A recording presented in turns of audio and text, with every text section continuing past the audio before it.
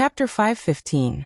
Considering Songqing University's current situation, there was no need to arrange a formation for the match against Shannon.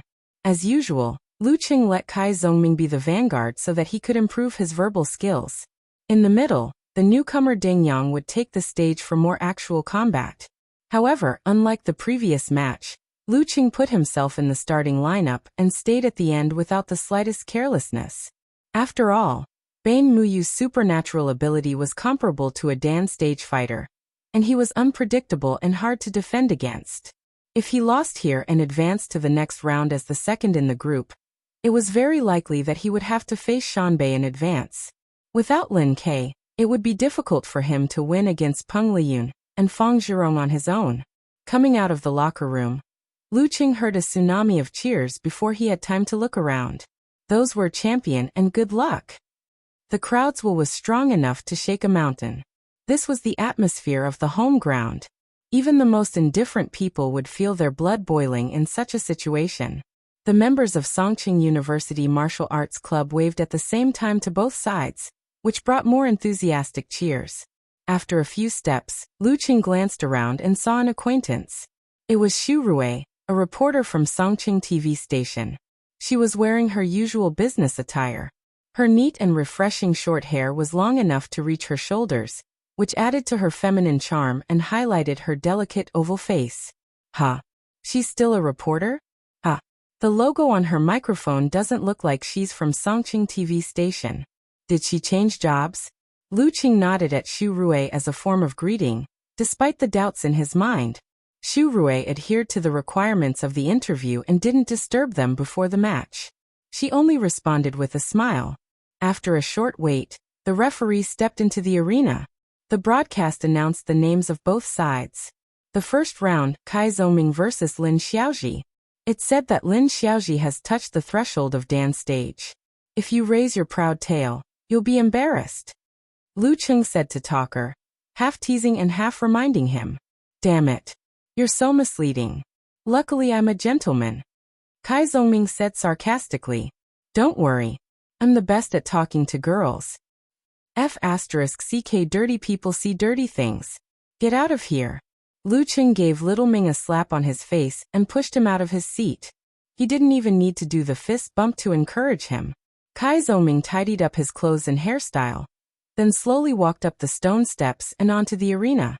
Then he was a little dumbfounded to see Lin Xiaoji standing next to the competition supervisor, taking out one item after another.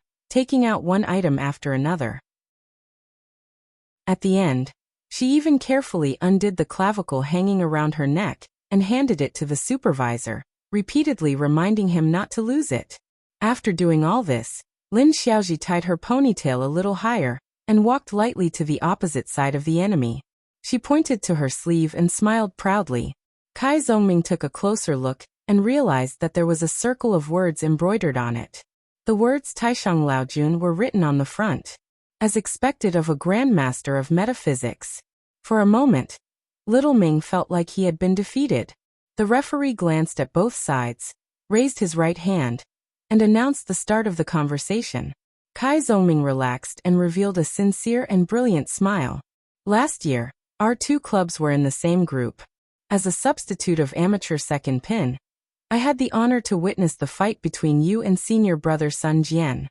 It was a very calm and friendly opening, and it sounded more like he was trying to strike up a conversation with a girl. The referee listened quietly from the side. Lin Xiaoji nodded with a smile and said nothing. At this moment, Kai Zongming suddenly changed the topic. At that time, you were already a top 9th pin fighter. Now a year later I, an amateur second pin, have gotten a professional 9th pin certificate. I think I'm strong, but you're still at the same level. Don't you feel ashamed? Don't you think it's time to re-examine whether you're suitable for the path of martial arts? You're only a junior. You still have time to focus on your studies. Similar words poured out endlessly, accompanied by a mocking expression. Even the referee had some doubts in his heart. Don't hit people in the face. Don't expose people's shortcomings. Being humiliated like this, I definitely can't stand it. However, Lin Xiaoji raised the corner of her mouth and her expression didn't change. Even her eyes didn't show any sign of anger. I've met a strong opponent. Kai Zongming pulled himself together and changed 3 strategies in a row. But his opponent remained calm and responded with a faint smile. Her self-restraint was off the charts. Soon, the 3-minute conversation was about to end. Lin Xiaoji raised her hand with a smile, put her fingers into her ears and slowly pinched out 2 earplugs. What the hell? Kai Zongming's eyes bulged. He was dumbfounded on the spot. So I was playing the lute to a cow. You deserve earplugs consecrated by 9 eminent monks chanting scriptures. Lin Xiaoji snapped her fingers and flicked the earplugs out of the arena. They fell next to the referee. There were also words engraved on them. When put together they read, "I'm not listening, I'm not listening." Isn't this against the rules? Kai Zongming immediately turned his head and asked the referee. It's not a weapon, nor is it sharp or hard.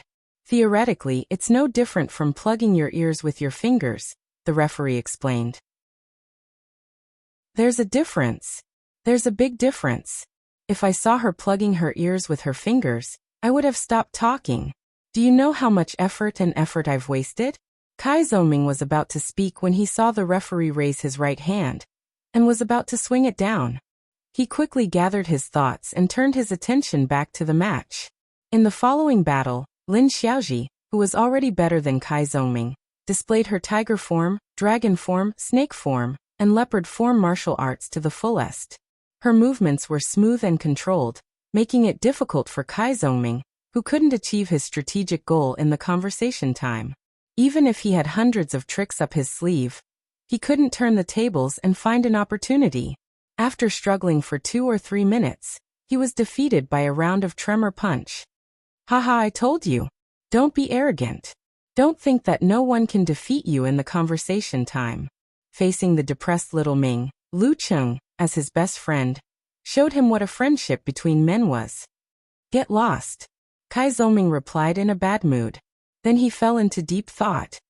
Cheng, what if all the opponents in the future don't know their manners and plug their ears with their fingers? What should I do? Practice a martial art of the lion's roar style, and become a human loudspeaker. The most basic way was to practice his inner strength, and not pin his hopes on the conversation time. That makes sense. Kai Zongming nodded thoughtfully, and began to think about where he could get a similar martial art. At this time, Deng Yang, who had just entered the arena, had already started a fierce fight with Lin Xiaoji. The usually sunny young man had turned into a muscular barbarian with a jade-like complexion. Facing the enemy he did not block, but only resisted and attacked. He had combined the quenching jade formula of the Shizhou sect and the 24 blizzard strikes into one. He was even fiercer than Lin Ke and Lu Cheng. He was like a human bulldozer. Lin Xiaoji, who was already in a tough battle, couldn't hold on any longer. She slowed down a bit and allowed Deng Yang to close in on her. She used her chest and shoulder to block a chopping punch and a tremor punch respectively. Bam bam bam. Deng Yang only protected his vital parts and attacked crazily. He successfully defeated Lin Xiaoji in the close-range combat, which he was best at. In the new round, he and Jean Dali played a game of cat and mouse. They chased each other around the arena, and bumped into each other occasionally. After a full 5 or 6 minutes, both of them were exhausted. Inevitably, they entered the close-range combat phase, which was Deng Yang's strength. The result was no surprise. After winning 2 rounds in a row, he finally faced the enemy's leading general, Bain Muyu. Instead of being afraid, he was eager to have a try. Begin. With the referee's announcement, Deng Yang took a step forward cautiously and steadily. However, at this moment he felt a twitch in his weak calf. Before he could stabilize his foot, his ankle twisted to the side and deformed. As a top professional 9th pin fighter, he twisted his ankle on flat ground. Although his body was close to its limit, it was still incredible. With a twisted ankle, the bulldozer could no longer run and was completely passive. Soon he was defeated by Old Man Mu. His supernatural ability seems to have gotten stronger again, and his martial arts skills seem to have improved quite a bit. His punches and kicks are starting to show signs of retracting. Not bad. Lu Cheng watched with interest. When Deng Yang returned, he slowly unzipped his pants, took off his jacket, and stood up. He didn't seem to mind giving the Bane a chance to catch his breath. At this moment, the martial arts arena exploded with voices. Everyone was shouting a name, calling the hero, the king of the arena. Lucheng. Chapter 5:16. Enjoying the cheers that were exclusive to him, Lucheng followed the path of glory to the arena unhurriedly. He stood in front of Mu Yu, who had aged prematurely. When the referee was about to raise his hand to announce the start of the 5th round, Lucheng suddenly smiled and looked at his opponent. Congratulations. You have hope of reaching the Dan stage. Mu Yu was stunned for a few seconds. He asked blankly, "You can tell?" Lucheng had fought no less than 10 challenge tournaments since he vaguely felt like he was withdrawing his supernatural ability. Perhaps it was because his supernatural ability was too eye-catching that it attracted most of the attention. No one had noticed it. "I've always had a good eye," Lucheng answered calmly. Seeing that Lucheng didn't mind giving Mu Yu more time to recover, the referee, who was weaker than him, didn't care and wasn't in a hurry to start the battle. An inhuman stage fighter had enough control to not cause any serious damage to a fighter who hadn't reached the Dan stage, or was only at professional 7th or 8th pin. Hearing this, Mu Yu sighed and said, "That's right. It's all thanks to you." "Why do you say that?" Lucheng asked with interest. Last year's comedy was a wake-up call for him? Mu Yu smiled bitterly and answered calmly, "Yes. In the past few years, my supernatural ability was too dazzling. Not only did it blind my enemies, but it also blinded myself. Although I didn't use it much so that it wouldn't backfire on my friends, I always regarded it as my biggest reliance and the most fundamental thing. I had strong confidence in it and spent most of my energy on how to improve it and weaken its backfire. It wasn't until I met you and was rebounded with misfortune that I finally understood what it meant to be powerless. Only then did I truly wake up and strengthen my own training. Fortunately, it wasn't too late, and I barely managed to gain some results. However, whether I could reach the Dan stage is still up for debate. Hehe, it's funny to say that my supernatural ability actually improved because of this, breaking through my previous stagnation. It was completely out of my expectations." Lucheng nodded slightly. "Before I reached the Dan stage, my master said something similar." Mu Yu took a deep breath and turned his attention back to the match. He cupped his hands and said, "Although I have no hope of winning, I still want to learn from you. Please." Lucheng lowered his waist and sat down. He stretched out his left palm and got into a starting position. He couldn't help but sigh in his heart. A year had passed, and everyone was no longer the same. In the following battle, Mu Yu didn't use misfortune. Although his supernatural ability had become stronger thanks to the improvement of his own realm and strength, his opponent's improvement was even more ridiculous. There was a huge gap between a prodigy and a beginner martial artist. In the end, thanks to Lucheng's cooperation, he used all his skills except for his supernatural ability. He displayed all the Xingyi skills he had learned to the extreme. He almost felt like he had been tempered into steel by his opponent's fists. After a moment of brilliance, he began to slide down. He took the initiative to stop and looked at Lucheng, who wasn't affected by him at all. He respectfully bowed and said, "Thank you for your advice." "I wouldn't dare," Lucheng replied with a smile. The audience was quite disappointed. They had taken out their phones early on, wanting to record a comedy. Unfortunately, Mu Yu knew his place and didn't let them do as they wished. Amid the applause, Lucheng left the ring and saw Xu Rui standing in front of him. "Hi, long time no see." The reporter girl with only one dimple smiled and waved her hand. "Maybe it's because you jumped ship." Lucheng made a joke. Xu Rui was calmer than she had been in the past 2 years. She smiled and said, "Actually, I have to thank you." "Oh, is today a collective thank you day? Mu Yu and now Xu Rui?" Lucheng couldn't help but laugh and asked curiously, "Why? Didn't I do an exclusive interview and special program for you in the martial arts club? As you and Lin K become more and more famous, more and more people are looking for these resources. As for me, I'm not bad looking. Well, I'm not bad at all. I'm also good at martial arts. I've slowly accumulated some popularity and was spotted by the provincial TV station. I'm afraid I won't be a frontline reporter anymore in the future. If you're invited to any program, you have to do me a favor. Xu Rui didn't change her self-esteem. Good martial arts? Is it the ability to tell cold jokes with brother-in-law?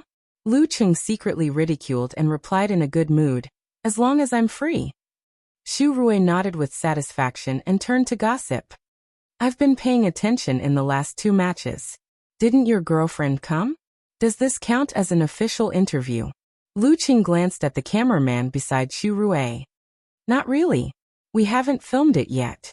Xu Rui looked at Lu Cheng with a smile and waited for his answer. Ku went to study in America. Lu Cheng answered concisely.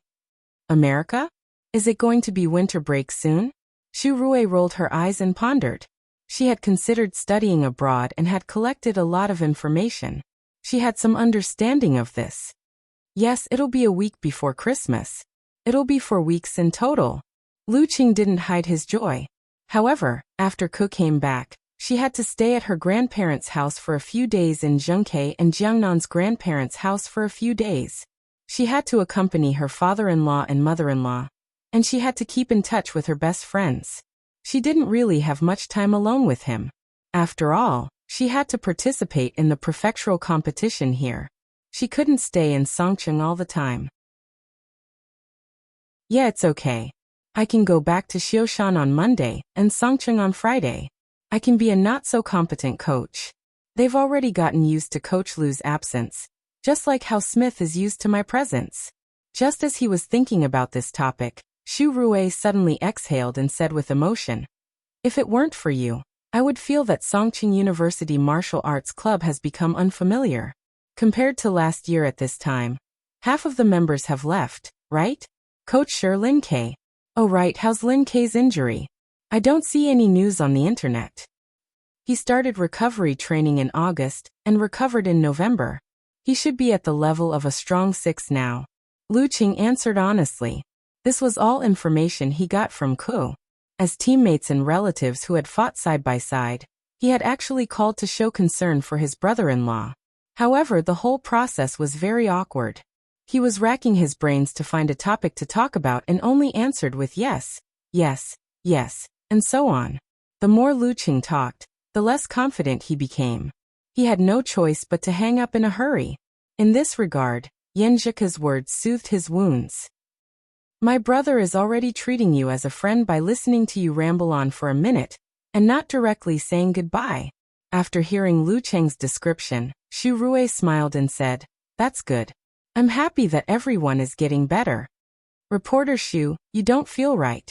You're a bit of a hipster. However, this has nothing to do with me. Lu Cheng pointed to his teammates. Let's do the official interview. They're all waiting. Okay. Xu Rui changed the topic to the new university martial arts competitions. This year, the strong and the weak are too obvious. The other contestants can only look up to you guys at the inhuman stage. However, it's not without suspense. For example, you guys will definitely meet Shanbei in the top 4 round robin of the division competition. Are you ready to fight with Peng Liyun before the national competition? It depends. Lu Cheng didn't dare to say with certainty. Since the breakthrough of the ice mirror, his martial arts strength had taken a big leap forward. However, the improvement had been very slow. Even he, who had experienced the speed of a tortoise from a quasi-6 to an inhuman stage, almost couldn't adapt. Compared to now, he could be called a high-speed train. After more than 2 months, he had only become slightly stronger. According to the data, except for the freaks like the living Buddha and the warrior sage, most of the mighty ones with physical invulnerability were in a similar state when they were at the inhuman stage. Therefore, the earlier he reached the high pin, and the more time he had to reach the physical invulnerability stage, the higher his chances. Well, I feel like I haven't settled down enough. While Xu Rui was interviewing Lu Cheng, the Shannon University team returned to the locker room after a short post-match interview. Lin Xiaoji carefully entered the bathroom. She took off her clothes and all her protective items, leaving only the collarbone necklace on her neck. She turned the tap to release hot water. While waiting for the temperature to rise, she held the sky-shattering Ho pendant with Lu Cheng's name engraved on it in one hand, and put her hands together in front of her, chanting. After the ceremony, the temperature of the water was just right. She walked under the shower and felt her body instinctively relax. After a while of fear, Lin Xiaoji finished the shower without any mishap. Just as she was about to put on her clothes and go out, she suddenly heard the sound of footsteps and Jean Dali's shout from the opposite side. "What's wrong?" Lin Xiaoji raised her voice and asked. "Nothing, I just did a split," Jean Dali replied with annoyance. "Poor thing." Lin Xiaoji nodded her head sadly and covered her mouth to show sympathy. After a few seconds, she finally couldn't help but laugh out loud.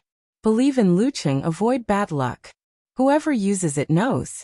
After that, Songqing University's journey was smooth sailing, and they advanced triumphantly. Under Yenjika's witness, they once again entered the top 4 round robin. Their first opponent was the Shanbei University Martial Arts Club. On Christmas afternoon, Lu Cheng, who was pretending to be a couple but actually a couple, suddenly felt his phone vibrate. He picked it up and saw that it was from Priest Peng Liyun.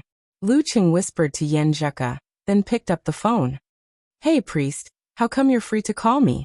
Peng Liyun smiled. "I just wanted to let you know that I probably won't be in the next match. We'll fight again in April next year." "To settle down?" Lu Cheng asked thoughtfully. "Aren't you there too?" Peng Liyun replied leisurely. After that, both of them laughed at the same time. They had a tacit understanding. Peng Liyun hadn't fought since the King of Youth Pro League.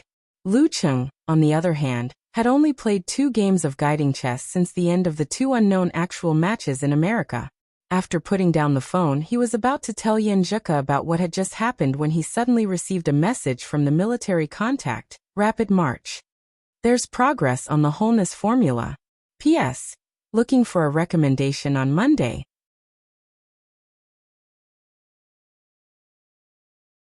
Chapter 517. Lu Cheng perked up when he heard that there was some progress on the wholeness formula. He immediately sensed that something was amiss and quickly typed, "Is there anything missing? Otherwise it wouldn't be progress, but already in his hands. Also, he must have something else to say to me at this juncture." Rapid March replied quickly, "The wholeness formula doesn't belong to the extreme Hades sect. It was coincidentally obtained by Muko Yamashita when he was buying an antique. After a few months of hard work, he finally relented and was willing to accept the proposal of exchanging the swordsman formula for the wholeness formula. However, there is a condition. He wishes to challenge you to a duel in a private setting with no spectators. Both parties will appoint a referee.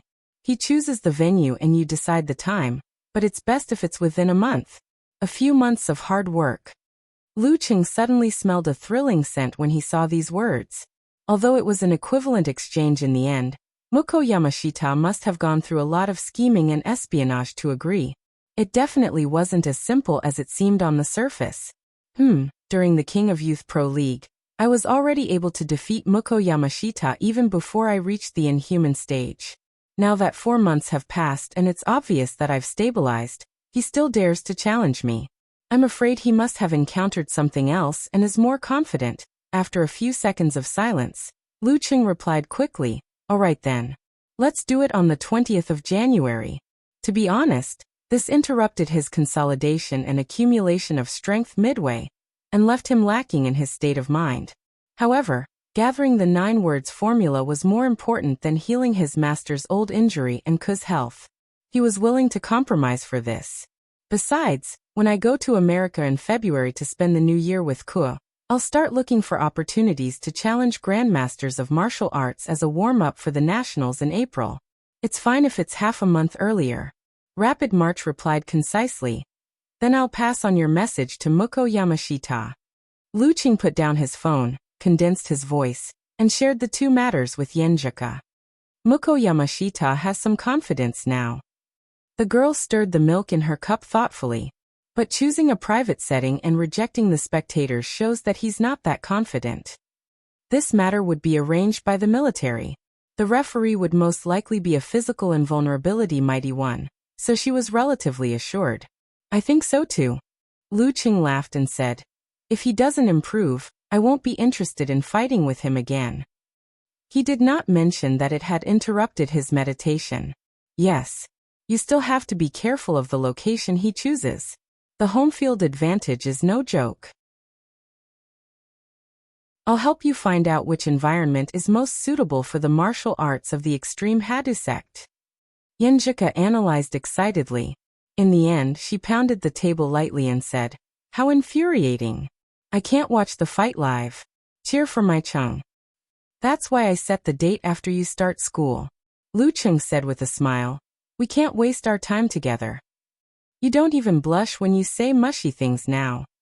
Yenjika deliberately widened her eyes and said, "Just like how a certain someone is becoming more and more natural when talking dirty."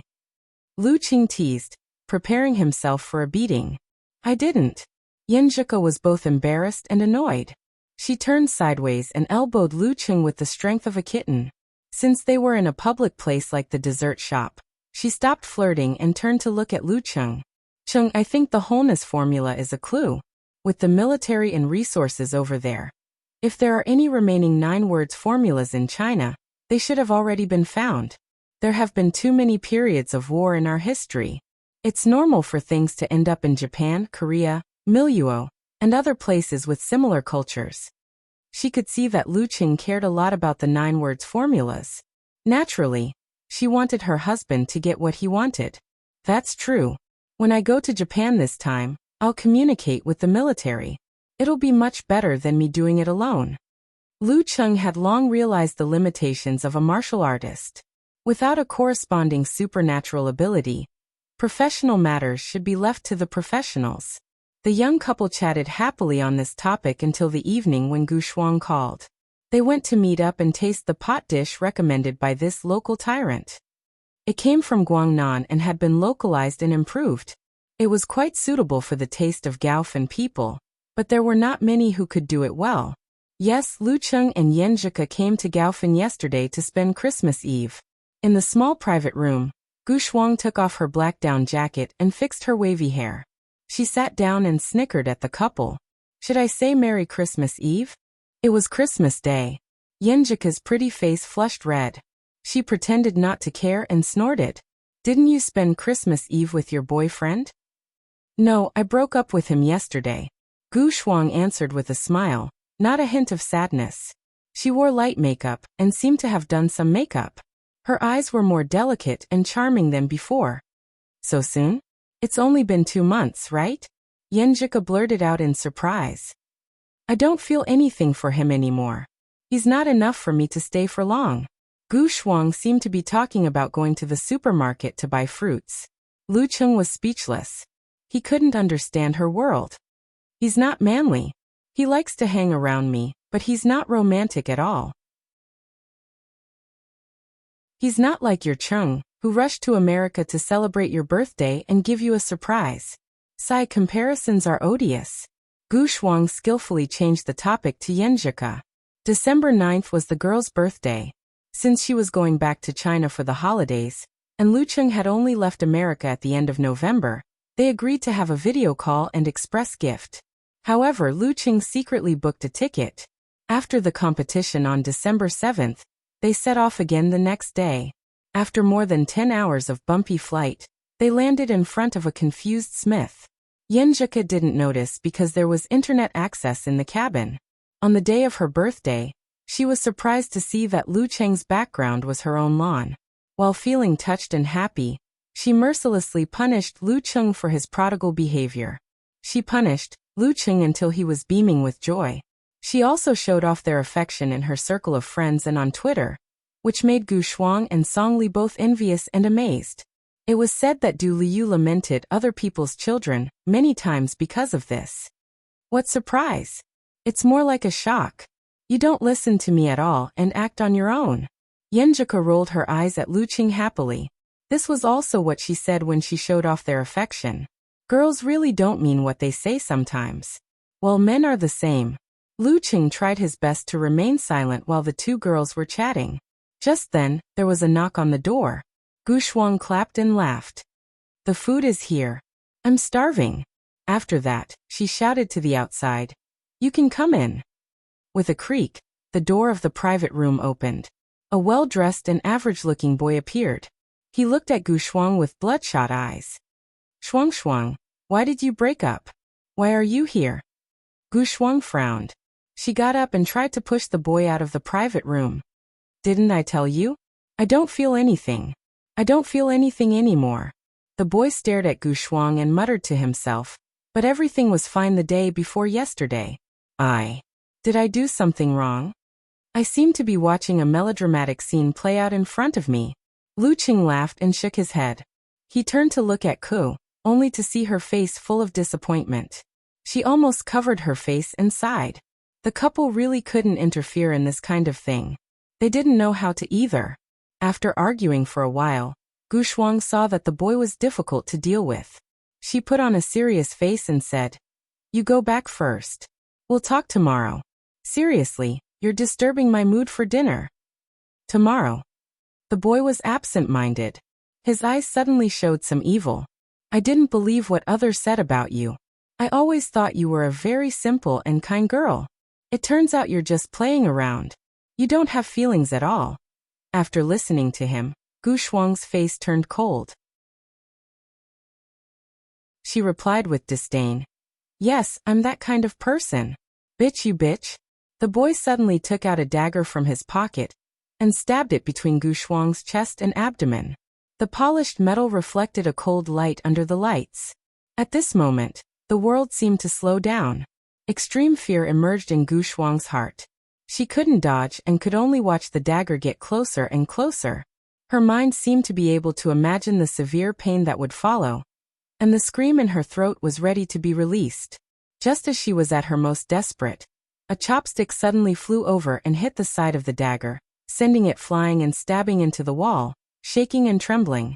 When the boy's killing intent exploded, Lu Qing sensed it. He picked up the chopstick and flicked it. Then he stepped on the ground and rushed out. He subdued the boy with one hand. Yin Zhika fell behind and held Gu Shuang.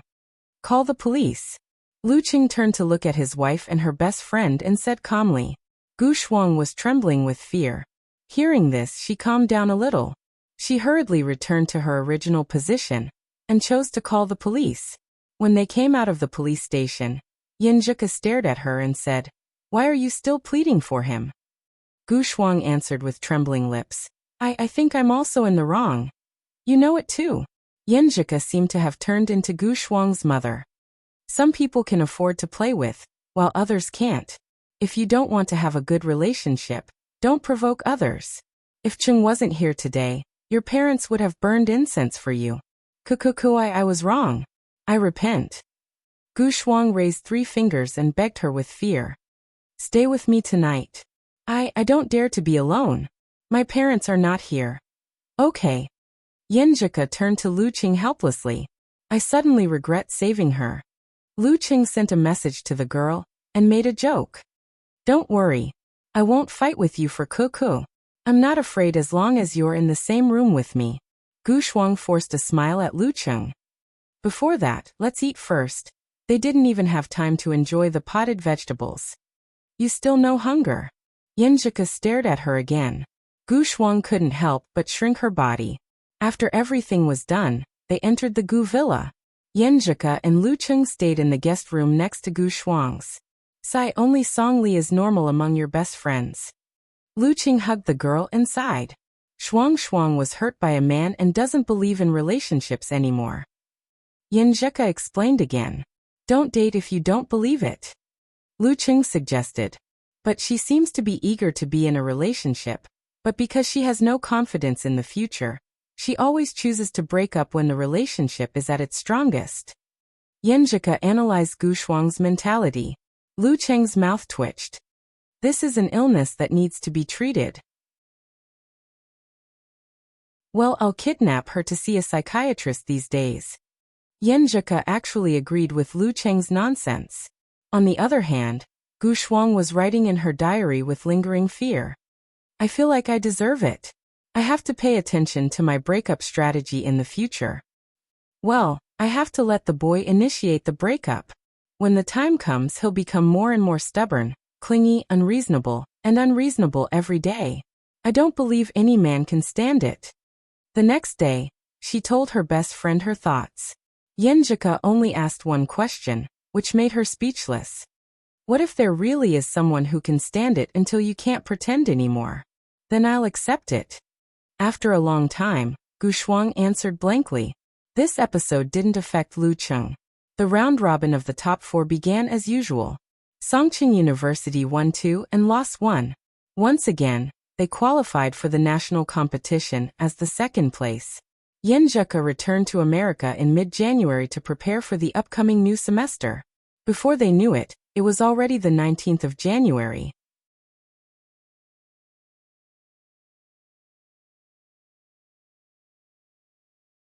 Ancient battlefields left behind by massacres? Is it some remote shrine? I'm leaning towards the ancient battlefield. It's not hard to find in Japan. Lu Qing made his own guess. After discussing for a while, Yenjika gave him a pile of information about the extreme Hada sect that involved killing intent. In the end, she changed the topic and talked about the ending of the previous incident. Because of Shuang's pleading and the ambiguity of the key testimony, the boy was determined to be provoking trouble, not attempted murder. At least she still has some conscience. Covering face and sighing expression, said Lu Cheng. In the previous incident, the boy was guilty of going to extremes, but Gu Shuang also had to bear a large part of the responsibility. If she continued to be like this, sooner or later, something would happen, even if her father spent money to hire bodyguards for her. Yeah, she talked to the boy. I'm not sure what they talked about, but he didn't seem to be as angry as before.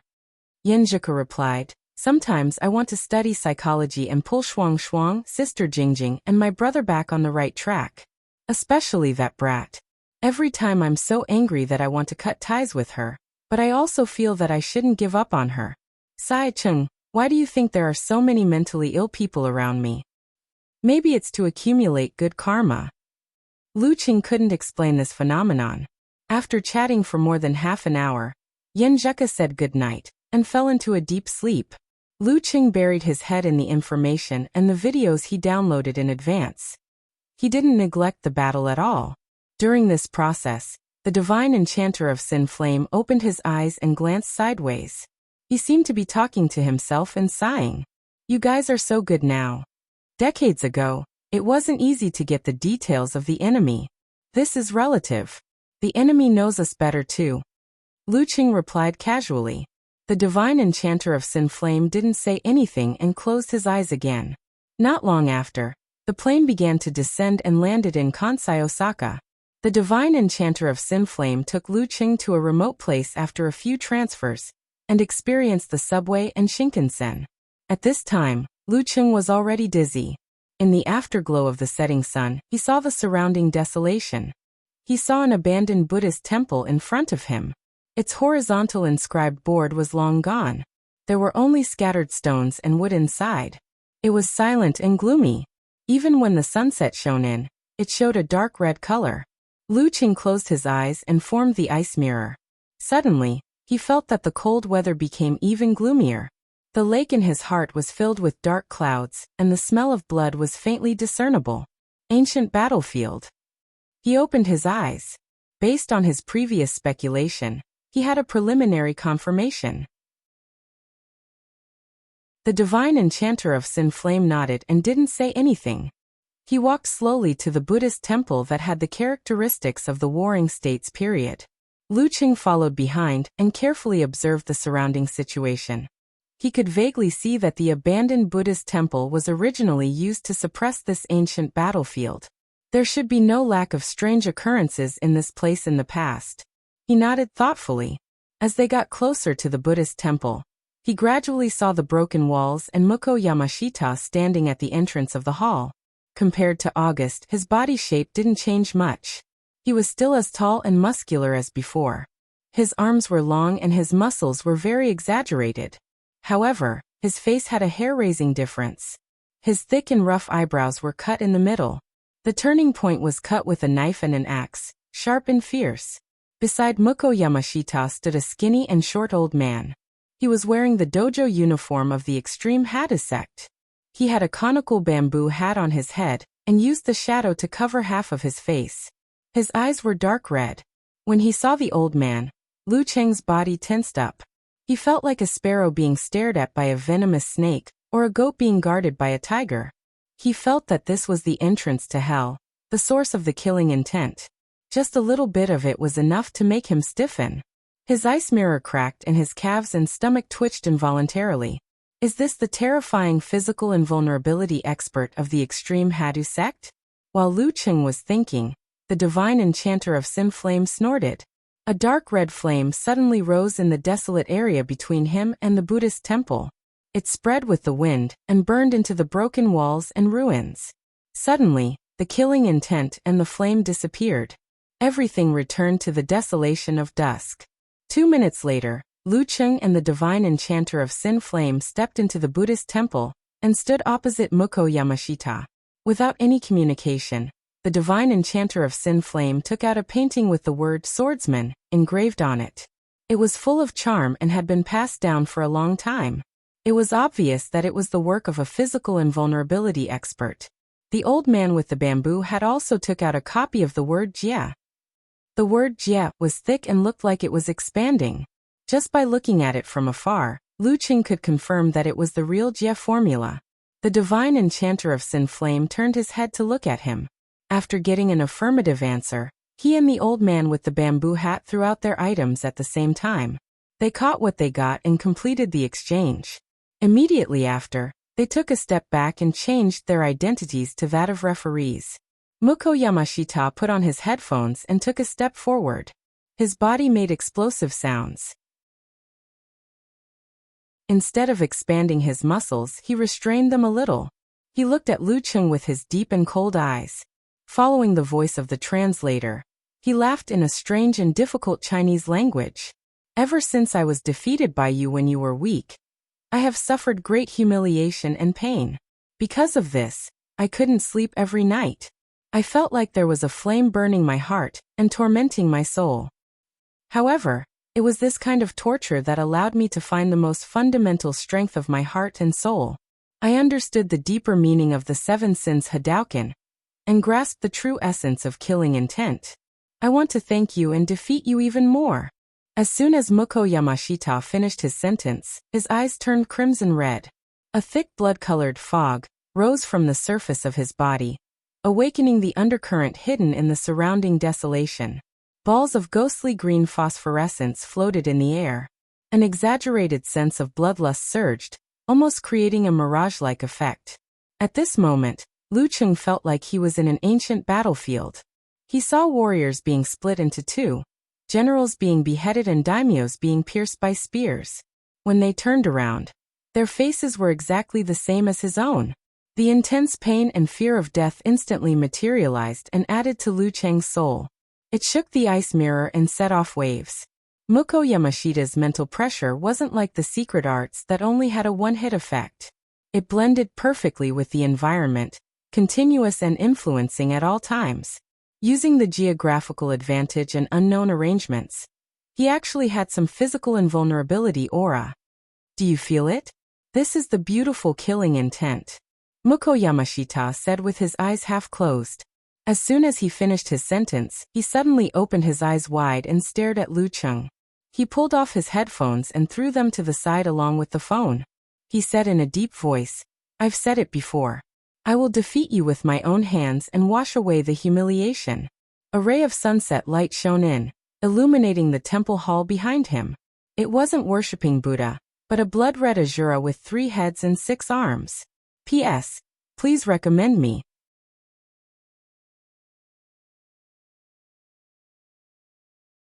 Chapter 519. Begin. The moment the sunset shone into the temple, 2 voices sounded at the same time. One in Chinese, the other in Japanese. With a bang, Muko Yamashita's burly and muscular body was magnified in Lu Cheng's eyes. That pair of sharp broken eyebrows were clearly visible. There was still a remnant of his figure at the entrance of the Buddhist hall that he was originally standing at. Along the way, the red fog dragged along. The stone slabs and messy obstacles on the ground were all split into 2. The cut was smooth and clean, as if it was made by a divine weapon. Lu Cheng's scalp went numb, and his hair stood on end. He was caught off guard by the enemy's flash attack. He couldn't dodge or retreat, nor did he have the time to use a simplified version of physical invulnerability or force concentration to block it. According to the videos he watched, even the experienced inhuman mighty one of the extreme Hades sect wasn't at this level. Was it because of the uniqueness of his killing intent? Or was it because of the environment? In the blink of an eye, the ice mirror rippled slightly. Lu Cheng, who was resisting the invasion of fear, took control of his body and circulated his qi and blood to stimulate a few special parts, skipping the rest of the process. Simplified encountering gods in the void, fighting formula. Crack. He suddenly grew taller, and the cracks under his feet were like an earth dragon, spreading rapidly in all directions. At the same time he shook his shoulders, and the muscles on his arms protruded with dark green veins. With a bang he swung his elbow upwards, barely blocking Muko Yamashita's forearm, hammering with the momentum of flash. In that instant, the surrounding wind seemed to have stopped. The moving sunset seemed to have solidified. Even the desolation, pain, and killing intent dimmed. Only a pair of small fists with bulging muscles became the core of heaven and earth. One was greenish-black, the other was crimson. Both were slightly deformed, and the feeling of power and destruction was overwhelming. Boom. The pure collision of flesh created a sound like a bomb exploding. Lu Cheng's arm rebounded and his body leaned back. He took 3 steps back, each step leaving a clear mark. Even though he had used a simplified version of the fighting formula, he was still at a disadvantage against his enemy's flash strike. He couldn't neutralize that terrifying force. Muko Yamashita swayed on the spot. He wasn't in a hurry to follow up with a combo attack. Instead, he quickly turned the red mist into red light. Wrapped in a thick murderous aura, he threw a punch forward, dragging a terrifying giant scythe behind him as he ruthlessly slashed at his opponent. As the scarlet light spread, a sinister wind swirled behind Lu Cheng, twisting into a headless black figure clad in chainmail and wielding sabers in both hands. It was blurry and unreal. With its head hanging on its chest, it raised its tachi above its head and made a slash facing the wind, forming a pincer attack with Muko Yamashita. All of this was silent and breathless. It was as if there was a chill hidden in the north wind that even the dance stage experts' absolute reaction couldn't detect. Who would have thought that Muko Yamashita, who used the 7 Sins Hadouken, would be able to summon a helper? Lu Cheng's senses were sensitive. His ice mirror reflected his surroundings and only saw the buzzing behind him. There was an abnormality in the magnetic field. He immediately raised his guard and redirected his qi and blood to his lower abdomen, stopping his retreat in time. He sat firmly on the golden chariot, grasping the distance perfectly. After a short moment, his dance stage erupted. His legs swelled and he took advantage of the momentum to jump half a step forward. Lowering his waist and abdomen, he swung his left fist. Wearing the heavy Emperor Yen glove, he struck the blood-colored scythe head-on. Boom. Clouds of crimson mist splattered, all ignited by flames. It was a spectacular sight to see a rain of fire, devouring and eliminating the sinister and evil aura nearby. The tachi of the headless general behind Lu Cheng was only a few grains away from hitting his opponent. It was so stimulating that Lu Cheng's back broke out in goosebumps. The blurry black shadow helper seemed to be imprisoned on the spot and couldn't move forward. The strike missed and dissipated indifferently. At this moment, Muko Yamashita's body swayed again. A small portion of the crimson light was ignited by the explosion. Apart from Lu Cheng's fist and right arm, the area around his skin was filled with a bloody mist. It was corroding his pores, cold and gloomy, trying to enter and absorb his qi and blood. Just as he was about to activate Emperor Yen force to disperse the bloody mist of murderous intent, Muko Yamashita had already squatted sideways. Lowering his shoulders, he raised his left fist and rushed towards the sky like a burning rocket, fast and urgent. Lu Cheng straightened his back and leaned back slightly in an instant. He felt the strong wind from his opponent's fist brushing past his face, stinging like a knife. Following which, like a spring, he straightened his back and returned to his original position. Taking advantage of the momentum, he punched towards Muko Yamashita's waist, not giving his opponent a chance to change his moves. At this critical juncture, Muko Yamashita's eyes were bloodshot and cold as usual. Following the upward rush of the fist, he jumped up, swayed his waist and bent his knee to the side. With a bang he blocked Lu Cheng's crushing punch. Using the momentum, he spun around and swept his leg horizontally, creating a blood-red tornado. One kick after another, going back and forth continuously, with endless ferocity. Bam, bam, bam. Lu Cheng's ice mirror reflected. Raising both arms, he kept blocking in front of him. Amidst the crisp sounds of his joints being pulled back, he defended steadily and retreated in an orderly manner. However, during this process, he was slightly alarmed to feel that his body's functions seemed to be eroded by the bloody mist of murderous intent. It started to deteriorate slowly, but he couldn't free his hands to perform force concentration to dispel the effects. Muko Yamashita's murderous version of Seven Sins Hadouken blended perfectly with the special environment. If this goes on, I'll be in danger today, Lu Cheng suddenly realized.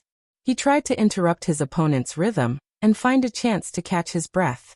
However, Muko Yamashita, who had fallen into the murderous intent, connected his moves tightly. His attack power was terrifying. He was as crazy as an evil spirit, as bloodthirsty as an Asura. When the blood whirlwind was about to end, he immediately swung his arms and threw out a ball of crimson red, playing a remote duel with Lu Cheng. You're a Hadouken, I'm a fireball. You're a blood ball, I'm a ray of cold light. Compared to August, Muko Yamashita's Hadouken was already at his fingertips.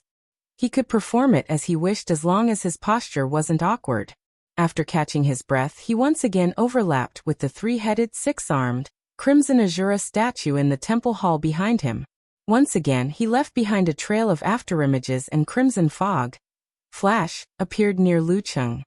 He repeated the process from before, as if he wanted to use this crazy attack and the corrosive effect of the blood fog of murderous intent to completely defeat his opponent.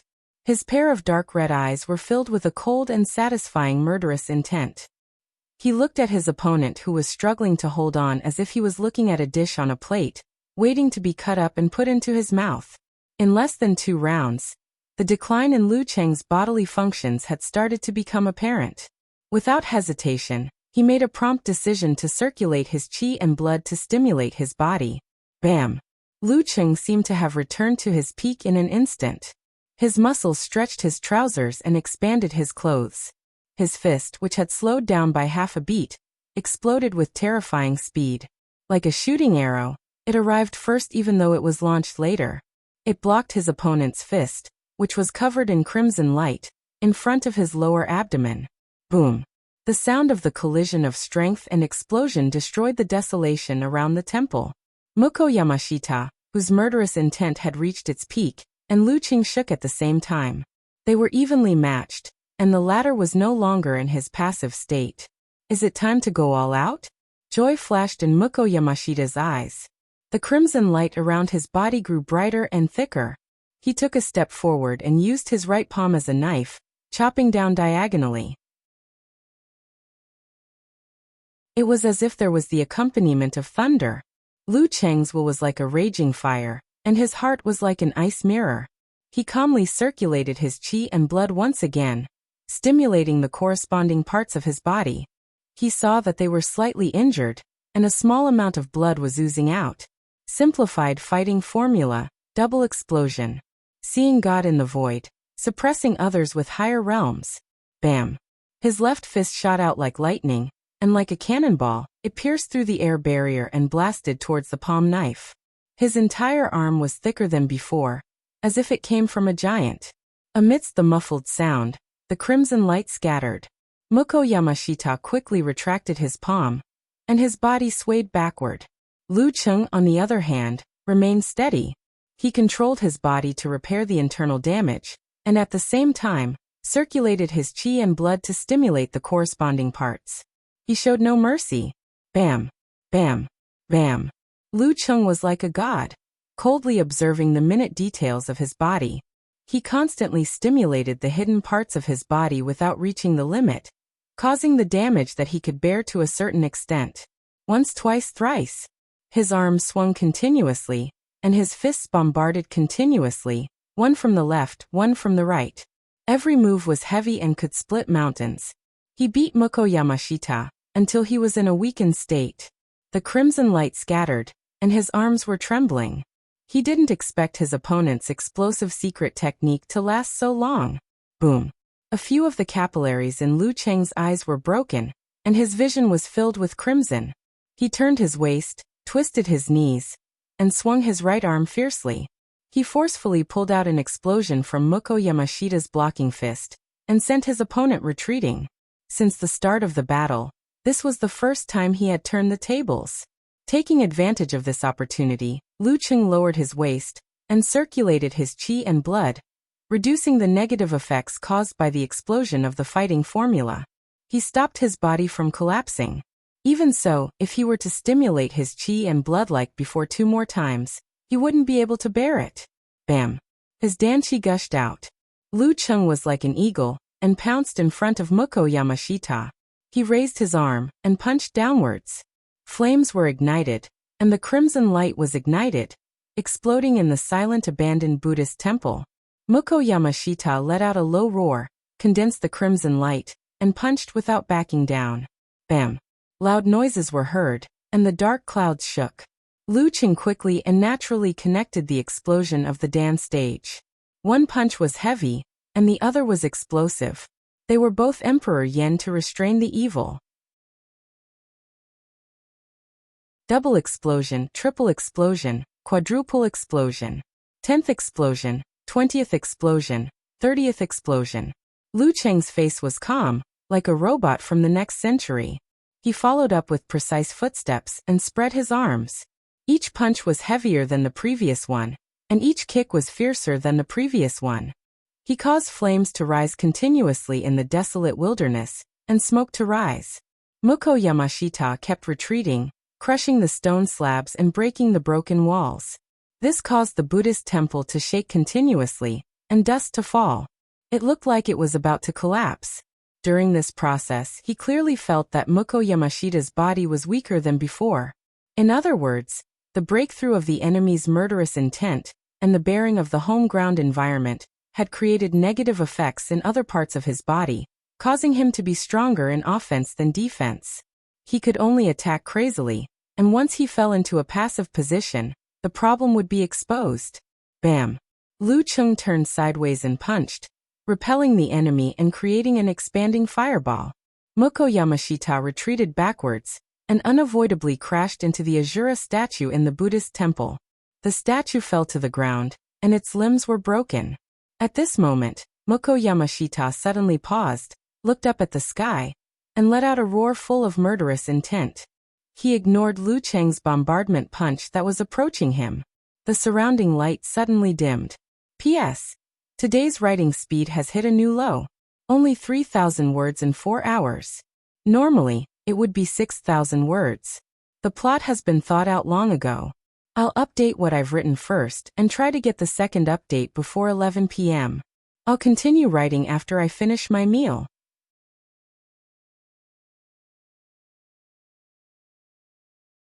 Chapter 520. Following that furious roar filled with murderous intent, the pain and fear that had been affecting and suppressing Lu Cheng's ice mirror suddenly rolled in and dissipated. The surrounding light dimmed eerily, as though dark clouds had risen from the ground. Gusts of chilly wind blew. The wind howled and condensed, pouring into Muko Yamashita's body in an instant. An exaggerated repulsive force expanded outwards, forming an invisible barrier. Boom! Lu Cheng's punch landed. Red and white flames rolled out, dispersing the invisible force field. However, this was only half done. The further his fist moved, the slower its speed became. It was as though he had fallen into an invisible swamp. In the end, he couldn't move an inch, suspending half a foot in front of his opponent's abdomen. Everything seemed to have frozen. Once the force field was retracted, the magnetic field behind Muko Yamashita distorted, revealing a blurry black shadow that was holding a blade with both hands and hanging in front of its chest. Its body was burning with blood-red fog. It took a step forward and truly overlapped, with Muko Yamashita no longer distinguishable. The dark and gloomy Buddhist temple and the desolate wilderness suddenly brightened up, bearing the fiery glow of the sunset. Some parts were flowing with gold, while others were dazzling red. The red glow didn't just come from the horizon. It also came from Muko Yamashita. He was like a general soaked in blood, locking his gaze on Lucheng. At this moment, Lucheng suddenly felt a sense of danger. It was as if he was facing an existence that could seriously injure him. From the electric current in his tailbone caused by the absolute reaction, to the clear and accurate reflection and judgment of the ice mirror, to his supernatural ability to foresee the future in a short period of time, all of them were clamoring for him to dodge quickly and avoid the sharp edge. He didn't want to face the terrifying attack head-on, so that his body wouldn't be damaged.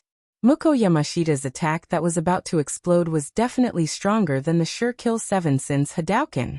It was a killer move that he had to use a special environment and preemptive preparation to complete. And it could only be used once. Lucheng's body jerked instinctively. His muscles and fascia were accumulating strength, ready to spring out.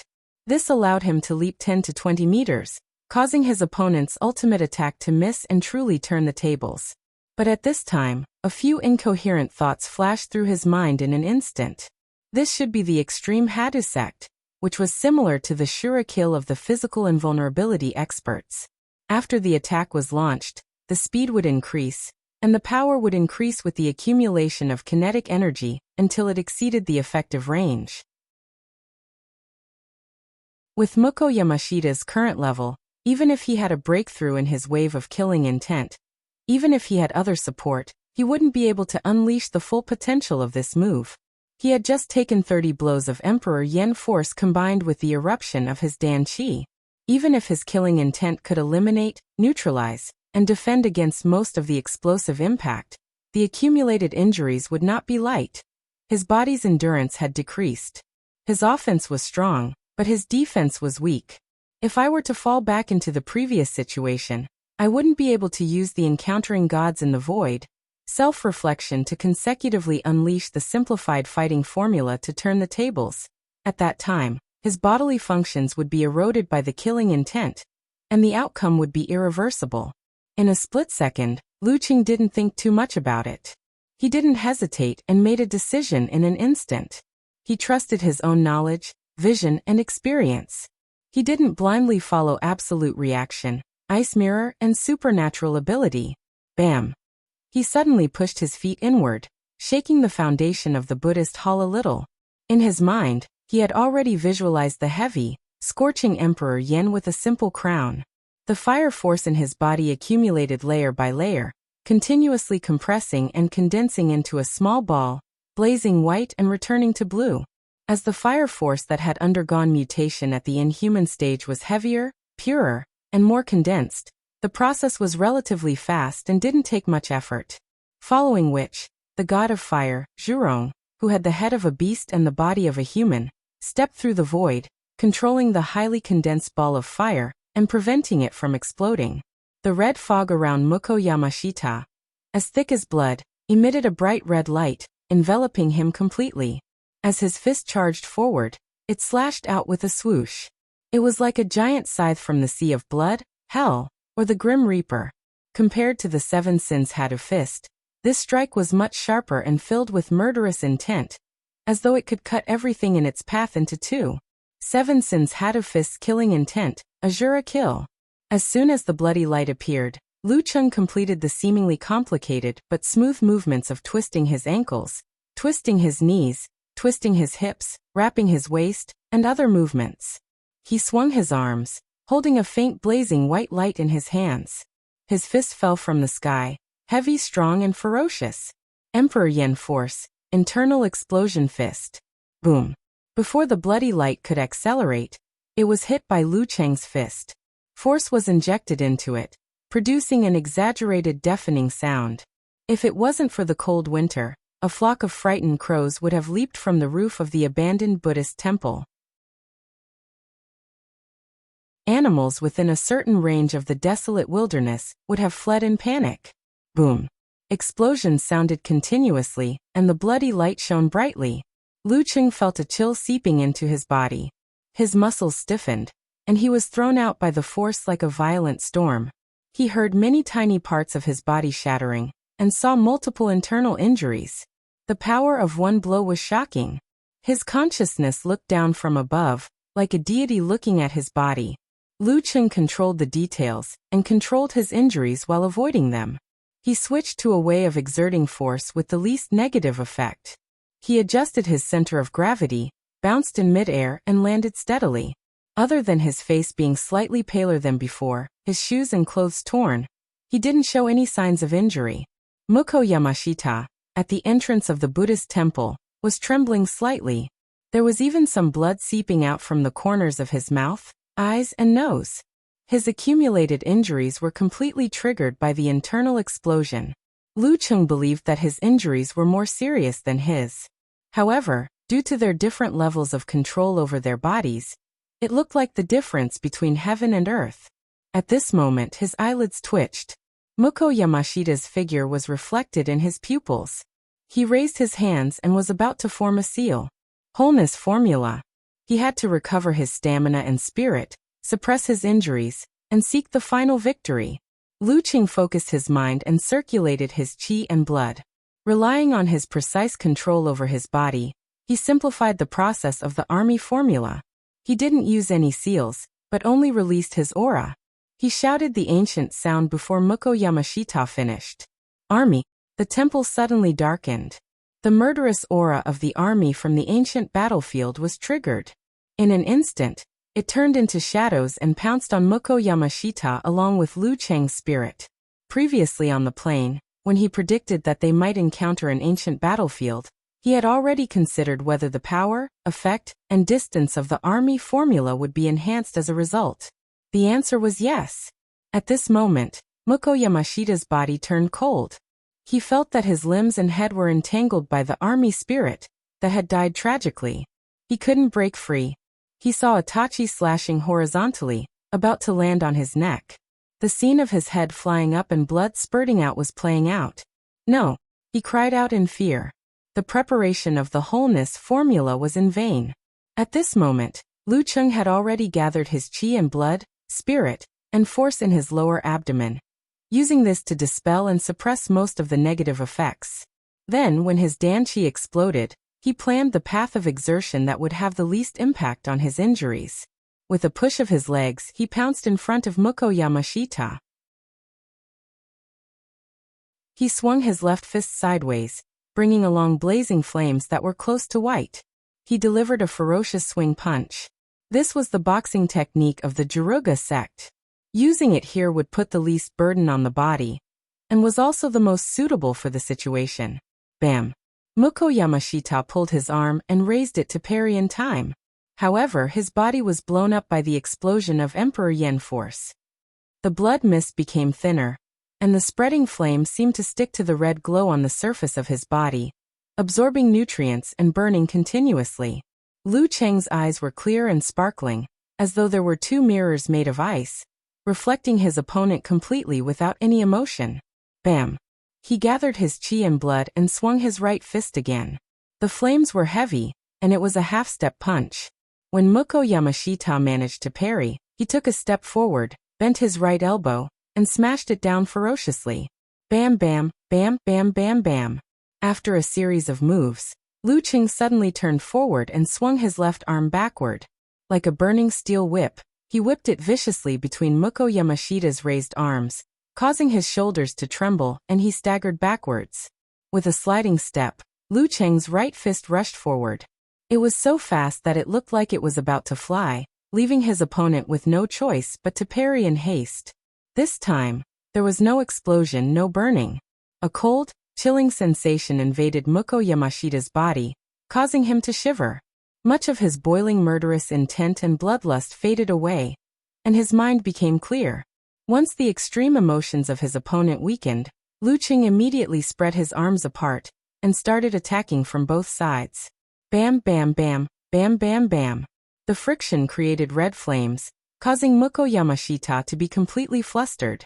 After fighting for a while, his storm-like combination of punches suddenly stopped. He turned his waist and back quickly, and whipped his leg horizontally. Bam! His leg landed on Muko Yamashita's palms, which he could only block hastily, and bounced them back, crashing into his body. Bam! Muko Yamashita was sent flying, and the sound of bones cracking could be heard from his body. He spat out a mouthful of uncontrollable blood, and his eyes were filled with confusion.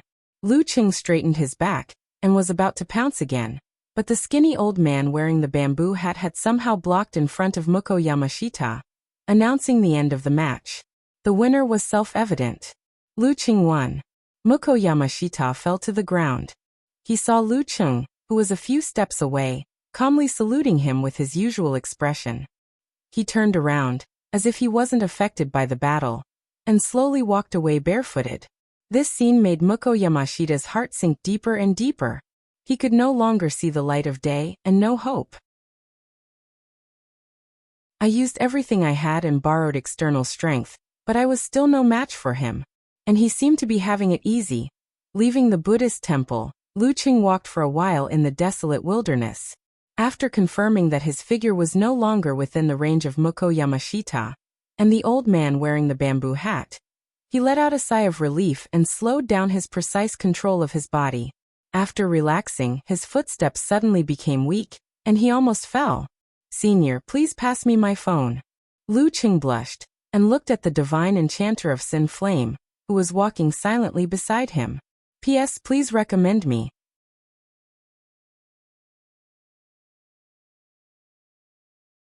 Chapter 521. Inherited from the same lineage. The divine enchanter of Sin Flame finally spoke, giving a brief evaluation of Lu Qing's previous performance. Lu Qing could only reply with a dry laugh. He silently took the phone and sent a message to Yenjika. "Done. Just as we expected, it's really an ancient battlefield. I'll be able to teach you the wholeness formula in the new year." In Connecticut, America, the night was dark and silent. Yenjika's room suddenly rang with an exaggerated message notification. She opened her eyes in a daze and picked up the phone. Faint dimples immediately appeared on her cheeks. She forced herself to reply with a blushing and smiling emoji and adjusted the settings so as not to disturb her rest. After doing all this, she fell down and turned around. Hugging a small part of the quilt, she fell asleep sweetly. The corners of her mouth seemed to be curled up, as if she was having a pleasant dream. Lu Qing smiled when he saw the reply. He put away his phone, grabbed his backpack, and found a pair of casual running shoes. He picked up a woolen shirt and put them on slowly. Other than his trousers, which were a little torn, there was no trace of a battle on his body. In public, with a senior expert around, he still had some sense of shame and didn't take off his pants on the spot. He could still wear them anyway. Putting on a down jacket and carrying his backpack, Lu Qing controlled the healing of his internal injuries and slowly walked forward using only his legs. Just then, the divine enchanter of Sin Flame passed the rubbing of the wholeness formula to him and said in a hoarse voice, "Return it to me when you return to China." According to the boastful words of Shi Jiangwo, his disciple could master any of the 9 words formulas in minutes and leave him far behind. Sure. Lu Qing didn't find it difficult and accepted the rubbing without hesitation. Along the way, he didn't cultivate directly because he couldn't be distracted. He only carefully observed the ancient shape of the wholeness formula and the essence it contained to get a feel for it. After checking into the hotel that night, he finally had some free time. He sat cross-legged on the bed and placed the rubbings in front of him. He closed his eyes and sketched out the ancient characters while chanting. It was similar to the process of cultivating the 9 words formula in the past. His Jindan was triggered, leading to vibrations and ripples. It was resplendent and took shape, engraving the charm of the wholeness formula into his mind. But this time it didn't change. Only the corresponding fragment appeared as usual. Jia. Lu Cheng's deep voice reverberated in the room. It seemed to contain a sense of lofty mystery. He was changing his hand seals to test the internal training effects of the wholeness formula. After a while, he opened his eyes and nodded slightly. He already had a grasp of the situation. The normal use of the wholeness formula stimulated the corresponding parts of the body, causing the secretion of hormones, invigorating the mind and rejuvenating the body.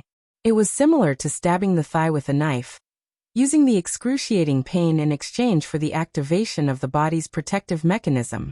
It cleared the mind instantly and filled the body with strength. Of course, compared to the crude method of stabbing the thigh, it was more technical. The stimulation was more targeted, and the effects were better and more obvious. It lived up to its name as a secret art. I can only use it once a day. Even with the simplified version of self-reflection, I can only use it 3 times at most. And if I reach the limit, I'll feel weak and won't be able to get good feedback for a long time. The mental and physical strength I recover with the wholeness formula will decrease more easily than usual. Lu Qing seriously pondered the characteristics of the secret art. When used for internal training, it'll shake the body and indirectly affect the brain. It'll allow the body to recover faster and faster as time goes by. The effects of deep sleep will also improve. In other words, I'll need 6 to 7 hours of rest before I fully master the wholeness formula. 4 hours will be enough, or even less. Lu Qing couldn't help but feel disappointed at the thought. Just a few years ago, his favorite leisure activity was still sleeping in. Everyone said that it was a waste to sleep in during the holidays. He had always thought that it was a waste not to sleep in during the holidays. But after he started practicing martial arts, he bid farewell to sleeping in. He no longer enjoyed it. Now it seemed that his afternoon naps could be shortened to half an hour, and his sleep time at night could be reduced by a third or even more. Sigh, this is good too. I feel like I'm living longer than others and can do more things. Lu Cheng's thoughts wandered. For some reason, he suddenly thought of Ku's shameful and angry scolding. Hooligan. He coughed lightly and stopped his thoughts. With a smile, he picked up his phone and shared the effects and characteristics of the wholeness formula with Yenjika. In the end, he said righteously, "This way, you can learn more easily." Yes, yes. Yenjika nodded happily. The next morning after training, Lu Qing met up with the divine enchanter of Sin Flame and handed him the rubbing. "Senior, I'm done." The divine enchanter of Sin Flame looked at him for a full 5 seconds before reaching out and taking the rubbing. Lu Qing handed over the task and felt relieved. He was more hopeful about the future. In a little over a year, he had collected 6 words of the 9 words formula, which was 2/3 complete. There were still a few years to go before Master's old injuries completely relapsed and his body collapsed. There was still a lot of hope. Bah! Why am I thinking about the good instead of the bad? Maybe I don't need to collect all the 9 words formulas and Master's old injuries will be healed, because of the advancement of technology and martial arts. Judging from the situation of the Jindan, one of the remaining 9 words formulas should be used for healing. They didn't talk on the way. In the afternoon, they arrived at Haidong Airport and went their separate ways. Lu Qing didn't rush home. Instead, he took the high-speed rail to Wuyuemozhang. He planned to pay his respects to Master and burn incense at the sect. He wouldn't come back on the first day of the new year. In Shiyuejian's villa, Gieser held an exquisite wine pot engraved with the word fighting. He looked at his disciple and clicked his tongue. That old geezer Sin Flame said you have a solid foundation and a lot of experience. Senior, you flatter me. Lu Qing said humbly. That old geezer doesn't usually praise people. Gieser waved his hand, happy that his reputation had increased. To be able to defeat an opponent of the same level who had comprehended the killing intent in an environment set up by the opponent in advance, you didn't disgrace this old man. He paused for a moment and said, Your ice mirror has reached the level of encountering gods in the void, self-reflection. If you want to go further in the inhuman stage, it's almost impossible. How about this? Tomorrow when we go to the sect, I'll give you 3 days to study the physical invulnerability chapters of the Ice Sect. How much you can comprehend will depend on yourself. Study the physical invulnerability chapters of the Ice Sect? Lu Qing was shocked at first, but then he was overjoyed. Before attaining the external connection with heaven and earth, it was impossible to master the 9 unique arts.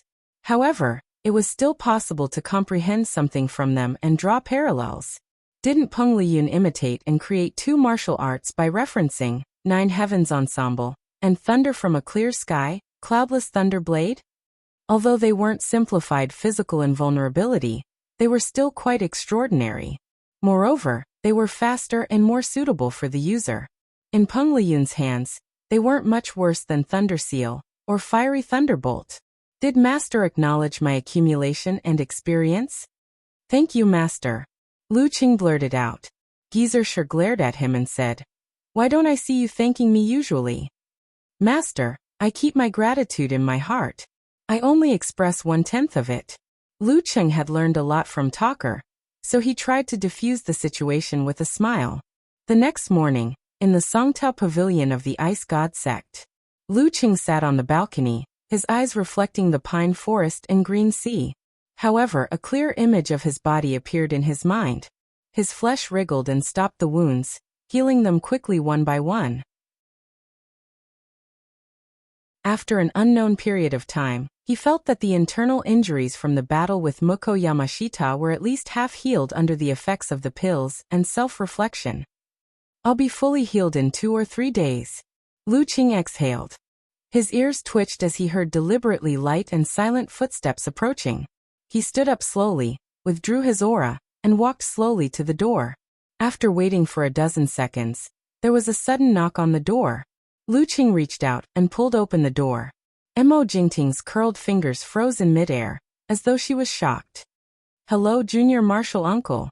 She quickly regained her senses. Her misty eyes, which seemed to lack focus, were filled with smiles. Sect leader Martial Uncle is looking for me? Lu Qing went straight to the point. Yeah, he's waiting for you at the Ice Queen Pavilion. Mo Jingting looked at the increasingly unfathomable little Martial Uncle and added with a smile. He wants to bring you to the restricted area of the sect to observe the unique physical invulnerability moves. All right, sorry to trouble you. Lu Qing smiled courteously, walked out of the room, closed the door, and walked along the corridor towards the Ice Queen Pavilion. Mo Jingting followed behind, looking at his back as he lowered his head and typed on his phone. She suddenly felt a little envious and emotional. Little Martial Uncle is really becoming more and more like an expert. Except when he's playing on his phone. Why didn't Martial Granduncle bring him back to the sect earlier? At the Ice Queen Pavilion, sect leader He stood near the entrance. He smiled at Lu Qing and said, You've really made us wrong again and again. This old man originally thought that you would only be able to observe next year. Thank you for the compliment, sect leader Martial Uncle. Lu Qing bowed, a little embarrassed. Let's go. He turned around and led Lu Qing to the basement level. As they walked, he explained, Don't be greedy. You're still at the inhuman stage, so it's enough to focus on 2 or 3 moves when you observe. Otherwise, it'll take up too much energy and you won't be able to learn anything. You've made some progress in Ice Mirror, so the most suitable move for you is the 5th move, Enemy Heart Freezing move. Also, the 6th move, Ice Spirit Holy Light, and the 1st move, Eternal Ice Wall, are more suitable for you. According to your master, the 9th move, Vast Starry Sky, Absolute Frost, is closer to your understanding. It's a pity that this move has long been lost due to the chaos of war. Even with the alliance of several sects, they could only come up with a weakened version. I hope that one day, you'll be able to innovate and perfect it, and even surpass the past. Lu Qing listened attentively as he followed sect leader Martial Uncle through a long corridor and 3 thick heavy metal doors. Amidst the illusion that this place was very technologically advanced, they entered a hall that was shimmering with silvery white light. Before he could observe his surroundings, even with his strength and realm, he couldn't help but shiver. So cold. P.S. Today is the death anniversary of the Elder. I originally planned to write 3 chapters yesterday to free up some time in the afternoon. However, my typing speed wasn't ideal yesterday, so I didn't succeed. Facepalm.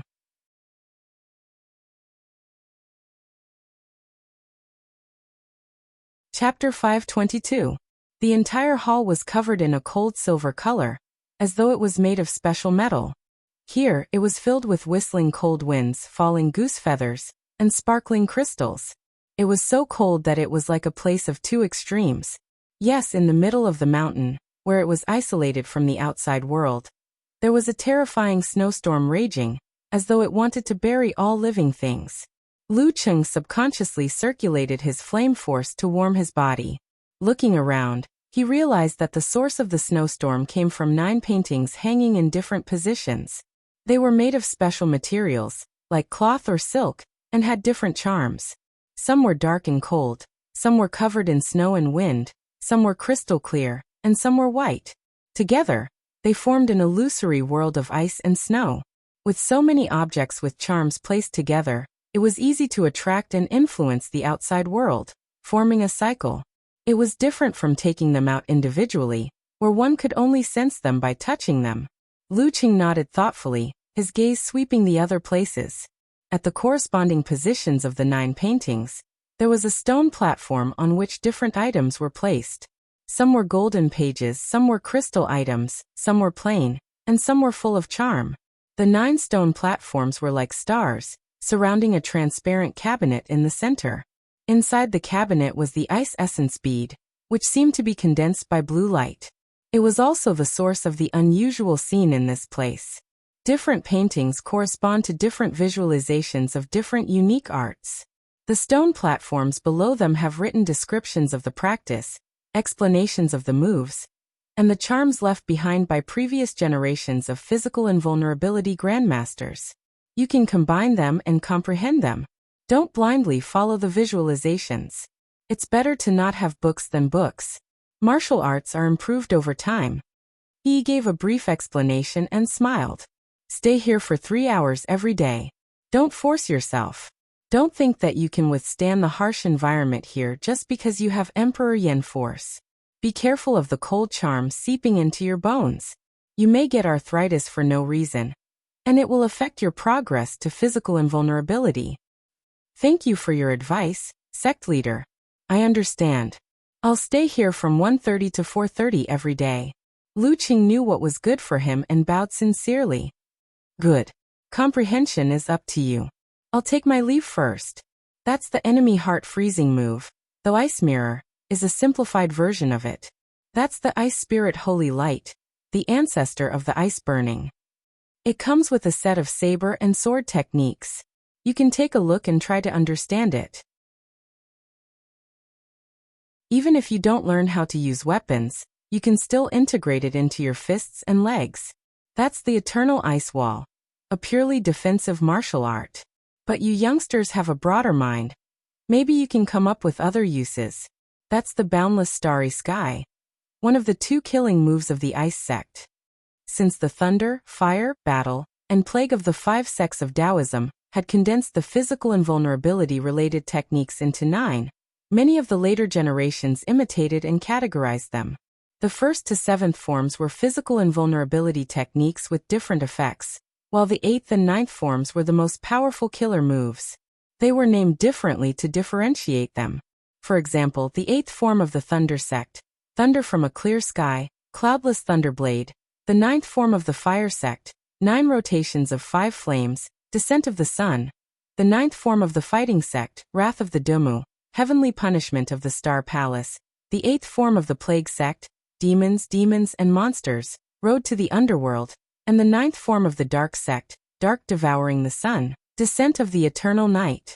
The 8th and 9th forms of the Ice Spirit Holy Kung Fu, also known as the Ice Sect's secret art, were Frozen Heaven and Earth, Eternally Unchanging, and Boundless Starry Sky, Absolute Frost, respectively.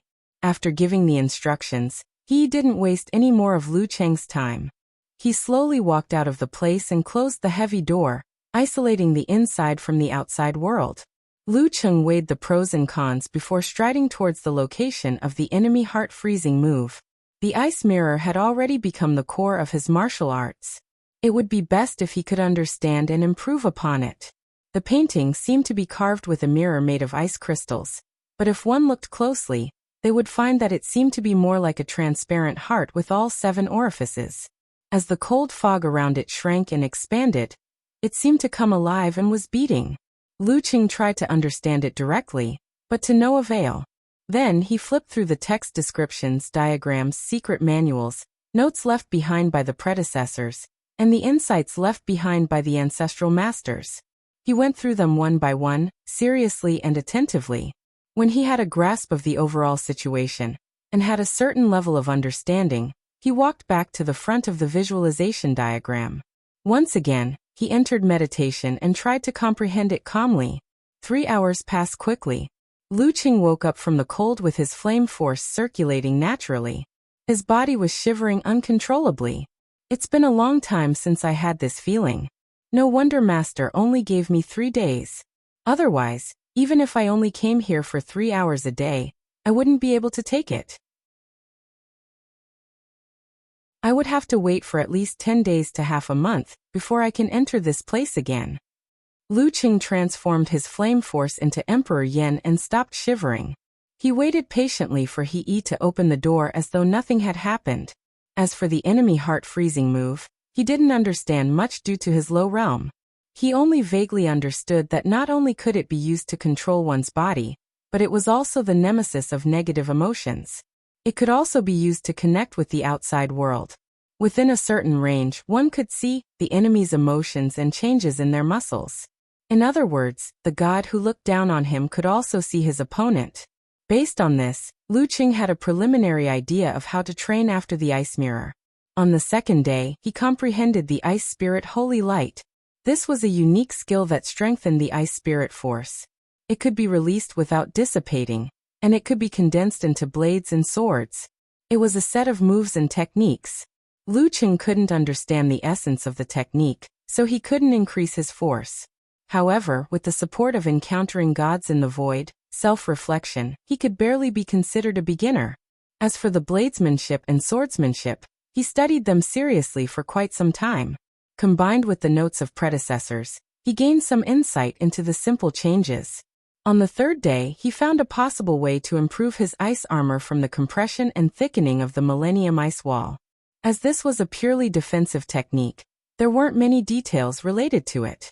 There was still an hour and a half before his comprehension came to an end. Since he had nothing to do, he walked to the incomplete version of the vast starry sky, absolute frost. Its background was dark, dotted with dozens of tiny, distant stars. The contrast between the two made the silence and coldness of the starry sky even more apparent. It was as though all heat no longer existed, and all civilizations had turned into tombs. Taking a closer look, Lu Qing found that there seemed to be another palm in the visualization diagram. It was a palm that encompassed the darkness and brought about eternal silence. It seemed both real and illusory, making it hard to grasp. After comprehending for a while, he still didn't gain anything. Lu Qing tried to taste it from another angle. Let's not talk about that palm for now. How do I create the absolute frost of the vast starry sky? In the vast universe, the temperature will naturally drop to a terrifying level in places far away from the stars. There's no need for other procedures. Imitating the martial arts of the stars, don't tell me I have to completely isolate the radiation of the sun or the spread of heat. Lu Qing thought aimlessly. He shivered as he activated the ice spirit force in an experimental manner. First, he used the principle of heat insulation to stack his force, leaving a gap in the outer layer to block the heat and increase the temperature of the core. However, he failed miserably. Following that, he expanded his force in an attempt to lower the temperature, but he still failed. Again and again, Lu Qing's fire could only last for less than a minute. Just like his previous attempts, he always failed. Seeing that there were still more than 10 minutes left, he gave up and stared at the visualization diagram again. The more he looked at it, the more he felt that it was very similar to the starry sky when he reached Dan equilibrium. It's very similar. Lu Qing thought, and a bold idea came to him.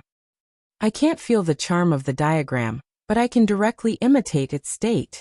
Let's see if I can get some experience from it. Lu Qing immediately put his thoughts into action. He withdrew his qi and blood and balanced his ice and fire. The former was dark and cold, while the latter was heavy and hot. Together, they maintained the existence of the starry sky universe. For other Dan stage practitioners, they would have to expand their Dan force at this point. However, Lu Qing kept his consciousness at the top of the starry sky and controlled his fire force and qi and blood to shrink to the core, away from the darkness at the edge. This was to create a scene similar to the visualization diagram. This process was very difficult. When the contraction reached a certain level, Lu Qing, who was in the state of Dan equilibrium, didn't have enough strength to continue the operation. He repeated it over and over again, failing again and again. When he was nearing the end, he suddenly thought that he could find a helper, so he used force concentration again to shrink his fire force, qi and blood, and spirit. Just as he was about to reach his limit, Lu Qing suddenly triggered the Jindan in his lower abdomen and transferred a small amount of energy. The light instantly collapsed and sank into the core, distancing itself from the darkness.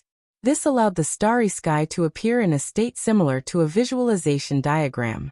This state was out of balance and couldn't be maintained. Lu Qing suddenly exploded his Dan force and let the warmth return to his body. He then threw a cannon punch forward, pouring out the darkness. There was no cracking sound or banging sound. In front of his fist, large pieces of light blue ice crystals silently condensed in the void where the snow was falling. It was as if the air was solidified. This strange phenomenon disappeared in a flash. Lu Cheng's whole body was sore and weak. He gasped for breath as he looked at the effect of the punch. He was a little happy. This power seems to be much stronger than the normal ice spirit force. I wonder if I can push it bit by bit without the help of the Jindan, and achieve an effect of 30 to 40%? What should I call this self-created move? At this moment, the heavy metal door moved back, and he walked in. Looking at Lu Cheng, who was obviously not in good condition, he shook his head and laughed.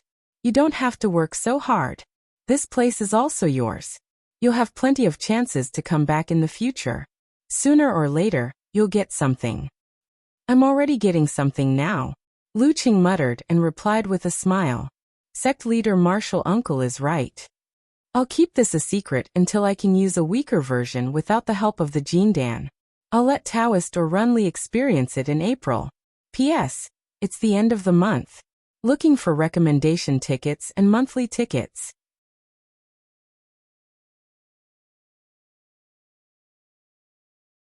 Chapter 523. Are you going to stay in the sect for a few more days or go home directly? He asked with a smile as he walked along the corridor with his hands behind his back. Lu Cheng recalled that his senior sister had gone to Guanwei for a competition, and his master had gone to a secret military base for periodic treatment. I've already booked the tickets. Okay. He walked up the stairs and into the main hall of the Ice Queen Pavilion. I'll get Jingting to send you to the airport. No need to trouble Marshal Nisemo. Any disciple will do. Lu Qing blurted out. He always felt uneasy around that crafty superstar. What if she made use of him and created a scandal? Wouldn't that hurt Ke's feelings? She's free right now. What trouble is there to talk about? He picked up the phone and called Mo Jingting over.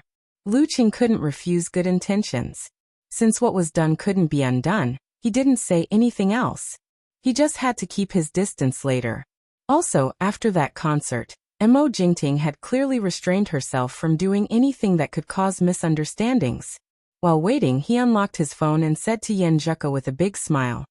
I've learned something from vast starry sky, absolute frost today. Who knows, I might be able to create some new moves.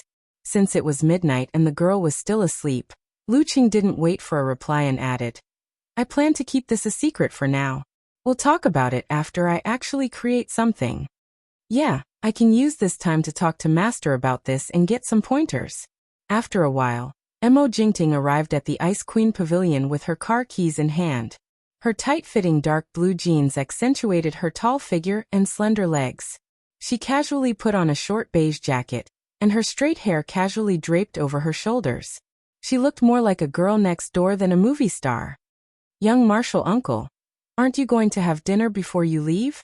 She looked at everyone in a daze. Lu Cheng's figure was reflected in her affectionate eyes. Lu Cheng smiled politely. I'm in a hurry. I'll eat at the airport. Young Martial Uncle, you're so eager to go home. Mo Jingting teased him, acting like they were close friends. After getting into the car and fastening his seatbelt, Lu Cheng recalled the past and explained to his wife with a snicker. Sect leader Martial Uncle asked Mo Jingting to send me to the airport. Now that I know that the rearview mirror can be controlled, I won't make any mistakes. Mo Jingting skillfully started the engine. Out of the corner of her eye, she caught a glimpse of Lu Cheng's upturned mouth. She couldn't help but ask curiously, Young Martial Uncle, what are you laughing at? Did I drive the wrong way? Driving posture. It's easy for people to misunderstand. Damn it, it's all those old drivers' fault for using the word driving so badly. Lu Qing thought to himself. He shook his head and laughed. I'm sharing something interesting with my leader. Oh. Mo Jingting seemed to have understood and tactfully stopped talking about this topic. After the car drove for a while, she looked ahead and suddenly said, "Young martial uncle, do you think I have a chance of reaching the dance stage?" Lu Qing immediately felt like an elder. After thinking for a while, he replied, "You're only in your 20s. There's still a long way to go before your qi and blood deteriorates. If you can settle down and bear the pain, it's not impossible." Mo Jingting had been accepted as a disciple of the Ice God sect. She had reached the level of professional ninth pin at such a young age, which showed that her talent was not bad. However, her ambition was not there, which was why she had not made any progress for a long time. After being in the entertainment circle for a few years, I realized that the dance stage is quite useful for me, Mo Jingting said with a smile. For example, I can strengthen my control over my body. My expression and acting skills can improve rapidly. The same goes for the aura of my singing. Most importantly, I can lock my qi and blood, control my skin and muscles, and slow down my aging.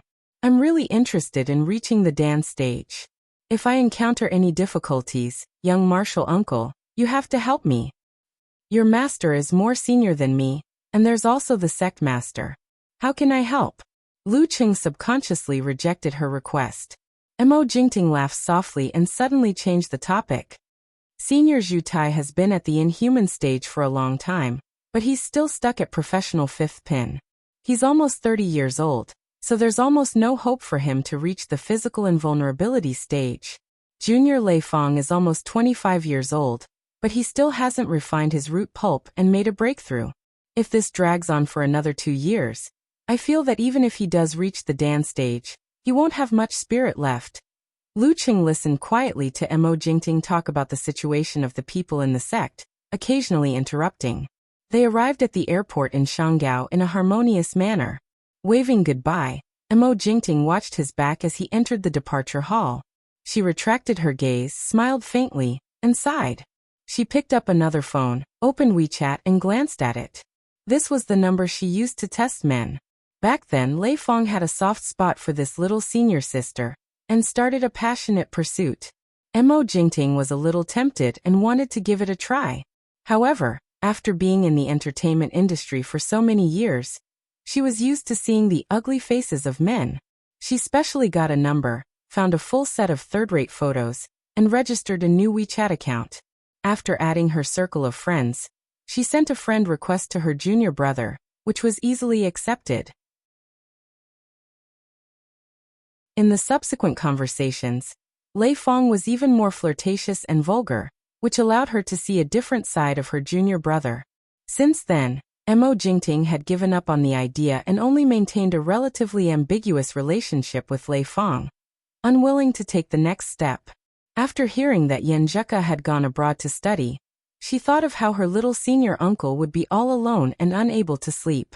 On a whim, she used this WeChat account to test him again, wanting to expose his fake serious face. However, she glanced at her phone screen again. Her repeated pleas were like stones sinking into the sea. There was no response. Mo Jingting shook her head with a smile. She pushed the lever, released the foot brake, pressed the accelerator, and turned the car onto the road. Little senior uncle seems to be a martial artist like an ascetic monk. Or maybe he doesn't have a strong desire for that. At the end of January, Xiushan, Xing Province. In the bright and clean new house, Qi Fong packed a pile of things. She patted her waist and said to her son, "This is for Zheka. Remember to take it with you later." Lu Qing looked at the sausages, bacon, and glutinous rice cakes in the bag. The corner of his mouth twitched and said, "Mom, I'm afraid this won't pass the test." "Why not? You can set fire and explode, but you can still pass the test, right? How can they be better than you?" Qi Fong glared at him and retorted loudly, "Mom, you make so much sense that I can't refute." Lu Qing laughed and sighed. It took him a Herculean effort to persuade the stubborn middle-aged woman. Before leaving, Qi Fong said earnestly, "You have to treat Zheka well. She's a young girl, but she left her hometown for you. She can't even go home for Chinese New Year. She's all alone." On this matter, Lu Qing was suspected to be showing off his eloquence and embellishing the original story, so he didn't dare to say much. He nodded hurriedly, and then changed the topic until he was chased out of the house by his impatient mother. Humming a melody silently, he happily got into the car and started to imagine his trip to America. Chinese New Year, my birthday, Valentine's Day, and our date anniversary. I wonder what kind of gift or surprise Zhika will give me. Anyway, I'm already prepared. This time, I can give Aunt Du a holiday and let her come back to spend Chinese New Year with her son. I'll be her full-time bodyguard. Ehe, does this count as the school bell's bodyguard? When the weekend comes, if I have the chance, I'll try to challenge the mighty ones of the Jaruga sect. I'll slowly familiarize myself with what I've learned and warm up for the national competition in April. I'll ask Spider to keep an eye on the Holy Top Church. If that scumbag Pavel dares to come out and commit a crime, I'll make sure he'll never be able to do anything bad again. His good mood was met with a not-so-good flight delay. Lu Qing arrived in Connecticut 5 hours later than expected. It was already 10 at night. The cold wind was howling and the snow was falling. Didn't I ask you to wait for me at home? I'm not a kid. I can find a car myself. Lu Qing replied to Yen Zheka on his phone as he walked out of the gate. It's late and cold. You still have class tomorrow. Yen Zheka replied with an emoji of lowering its head and smiling shyly. But I want to see my Qing first. Lu Qing was taken aback at first, but soon broke into a smile. Stunned expression, wait. What did I see just now? My little fairy said something mushy to me. It's all because of you. Yen Zheka replied with grief and anger. After reading the message, Lu Qing didn't even have time to type when a white figure entered his eyes. The girl was wearing a long white down jacket and a light-colored knitted cap. Fluffy balls dangled from both sides of the cap to protect her ears. She was beautiful and cute. Their eyes met and looked at each other. Nothing needed to be said. In the office of the Department of Homeland Security, Smith thought he was finally free after not seeing a certain troublemaker for nearly 2 months. He started to learn Chinese with great interest. He stared blankly at the monitor screen and spat out 3 unfamiliar and strange syllables. Motherf *her. P.S. There are only 2 days left at the end of the month. Remember to vote or it'll be a waste if you don't.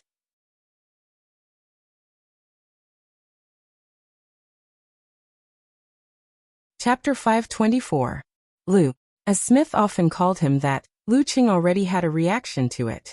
However, when he looked in the direction of the voice, all he saw were 2 unfamiliar Caucasian students. Sensing his gaze, George and Wilton got even more agitated. They blurted out a series of words and slang. Not only were they as fast as a machine gun, but they also interfered with each other. Lu Qing, whose hearing was barely good enough, was confused. He could only vaguely make out the familiar words King of Youth League.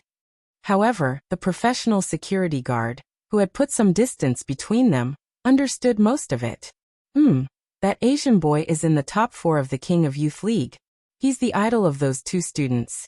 I wonder what competition it is. Looks like they're hardcore fans of Chinese culture. They're crazy about martial arts, which is more mysterious than martial arts. The security guard gave his evaluation and thought highly of Lu Qing. He took out his encrypted phone and started contacting the headquarters. As a professional bodyguard, when an unknown person with a certain level of strength appeared around his employer, he had to carefully investigate the background of the person, prepare a plan, and guard against accidents. Participated in the King of Youth League. They call him Lu. He described Lu Cheng's surname with a similar pronunciation. Please reply as soon as possible. After sending the message, he held his phone in his hand and waited for a reply. He looked at Lu Qing warily and observed his interaction with the students. Just then, his phone buzzed and vibrated wildly. It almost broke free from its restraints and escaped. The senior security guard picked it up and looked at it, only to see one shocking blood-red word after another on the screen. Very dangerous. Do not approach. Avoid him. Stay away from him. Oh my God. The senior security guard froze for a few seconds and subconsciously put some distance between them. When his brain finally understood the situation, he suppressed his fear and rushed into the classroom with his head down. He grabbed his employer and whispered, "Go, go, go, go." Regardless of whether the other party had any ill intentions, Leaving first was definitely the right thing to do. Lu Qing didn't notice this little interlude. After Yenjika's translation, he roughly understood that he had met two true fans. He returned their greetings with a smile. Wilton, the freckled, brown-haired youth, praised him excitedly. At the end of it, he nervously extended an invitation. "Are you free these days? Can you come visit our martial arts hobby club? It would be even better if you could tell us more about the mysteries of Chinese martial arts." George scolded his companion under his breath, feeling that he was too nervous to speak clearly, so he quickly added, "There's a martial arts club in Connecticut University, and we're one of the members. Everyone is very interested in Chinese martial arts, and we hope to get a more detailed introduction from you." Holding Yenjika's hand, Lu Qing heard the girl's eager reaction when she heard the words, "Martial Arts Hobby Club." He understood. Tilting his head, he chuckled and asked, "Do you want to stretch your limbs?" Ever since she came to the United States in August, other than her daily training and her occasional guidance, Ka had not enjoyed a battle for a long time. For a martial artist who liked to participate in such activities, this was not something to be happy about. With her husband by her side, she didn't need to think about anything else. Yenjika thought for a while and nodded reluctantly, with her eyes shining. "Then let's go take a look in the afternoon. There are no classes anyway." "All right." Lu Qing turned to George and Wilton and smiled warmly. "How about this afternoon? We'll be there around 2. "All right. No problem. No problem at all." The blonde youth, George, almost slid to his knees in celebration. After getting the address, Lu Qing waved to the two foreign fans and walked out of the campus hand in hand with Yenjika. "Aya." As they walked, the girl suddenly stopped and blurted out in frustration, "I didn't bring my martial arts suit and shoes. How are you going to stretch your limbs? Ko, you don't look like you're reluctant at all." Lu Qing laughed inwardly and said calmly, "Why do you think I said we'll be there at 2? Isn't it just to give us time to drive home and get our things?" Yenjika turned her head in surprise and stared at Lu Qing with her eyes wide open for more than 10 seconds. Then she broke into a smile and gave him a thumbs up. 5-star rating.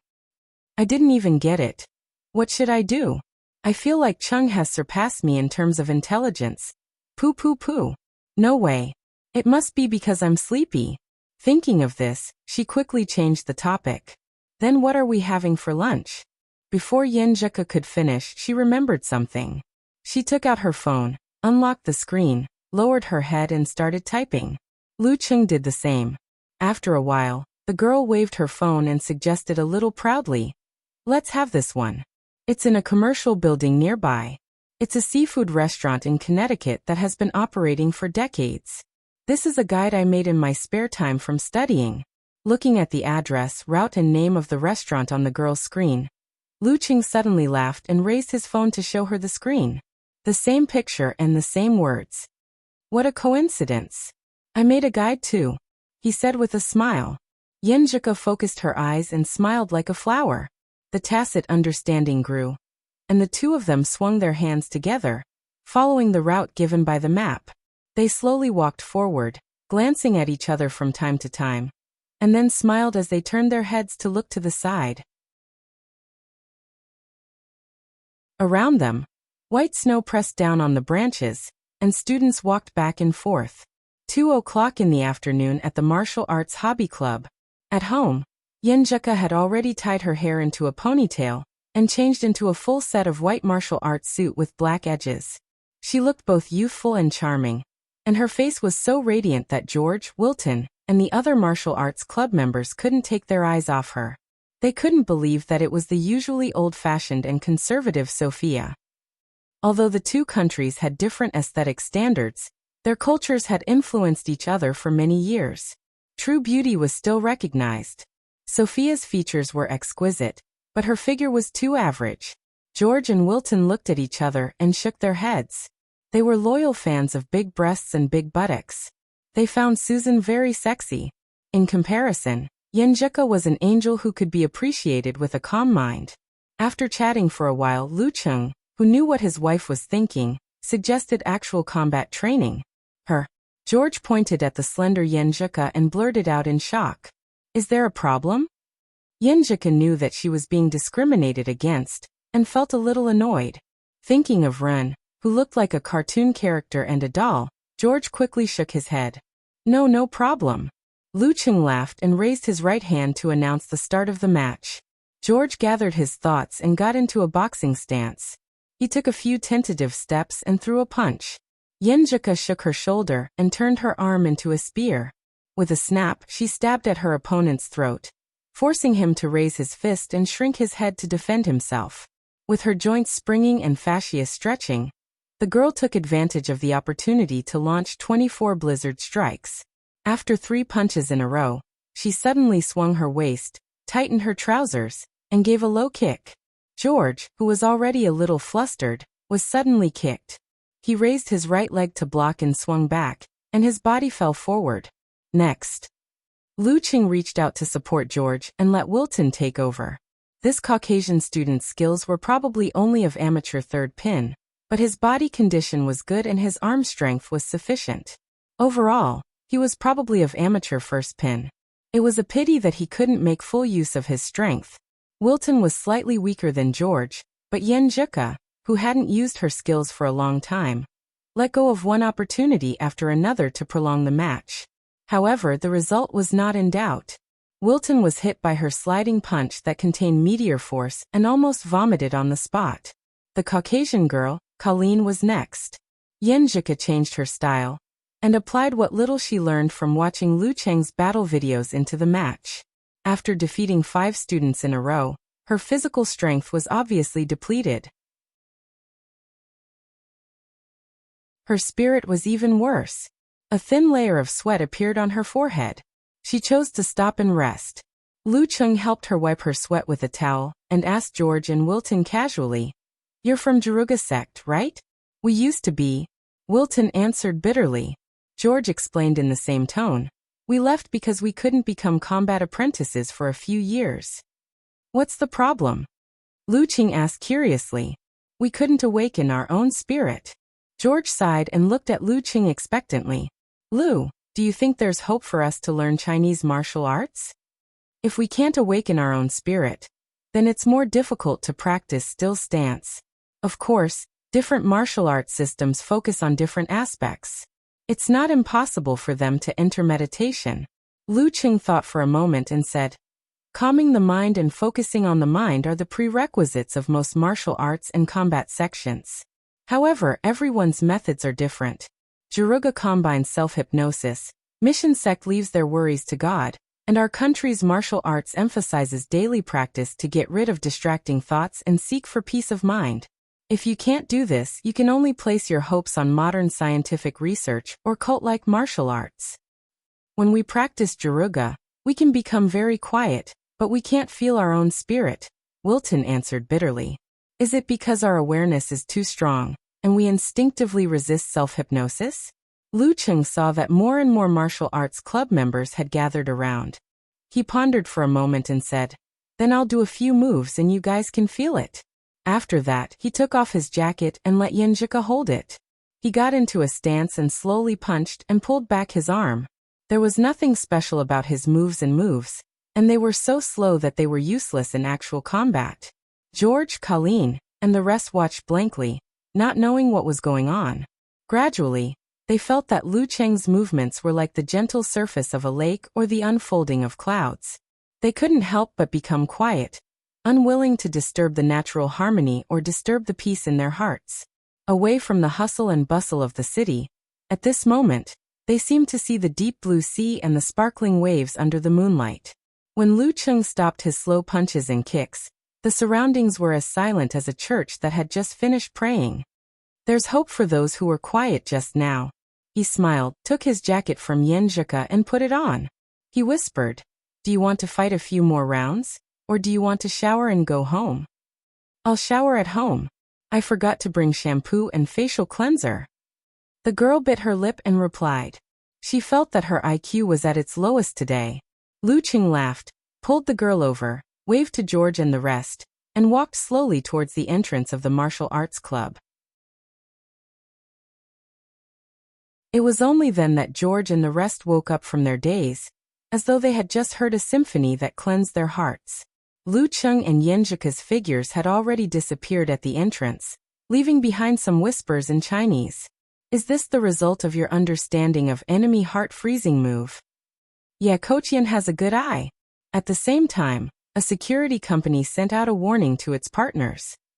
China, Wuyue Club Lu Cheng has appeared in Connecticut. Extremely dangerous. Lu. In the Msasi Martial Arts Club, a black-haired, brown-eyed young man saw the news. His lips curled into a smile, and his eyes shone like the stars in the sky. P.S.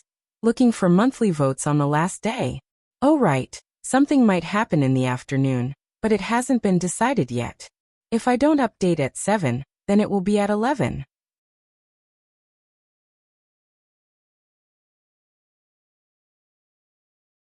Chapter 525.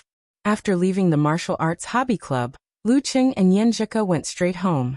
They planned to go to the supermarket this weekend to stock up on ingredients for next Monday's New Year and birthday celebration.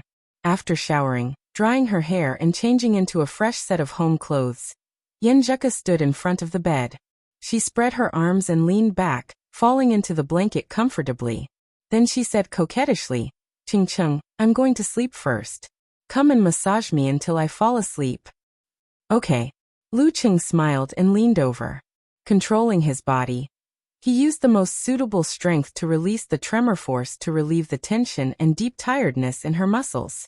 She closed her eyes in satisfaction. A little higher, a little higher. Yes, right here. It's so sore. Ouch, it's so sore. My poor old waist.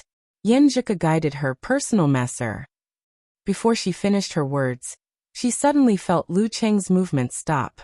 She let out 2 muffled laughs. The girl was at a loss at first. Then she came to her senses and buried her face in the pillow. She hit the side and said fiercely, "It's all your fault." Lu Cheng apologized seriously. His technique became more and more exquisite. It didn't take long for Yenjika's whole body to relax. Her tiredness was relieved, and she began to feel sleepy. After massaging for a while, he saw that the girl's breathing had stabilized and she had fallen asleep. Lu Cheng retracted his hands and lay on the side. He planned to play with his phone for a while before going to the lawn outside to do some more training.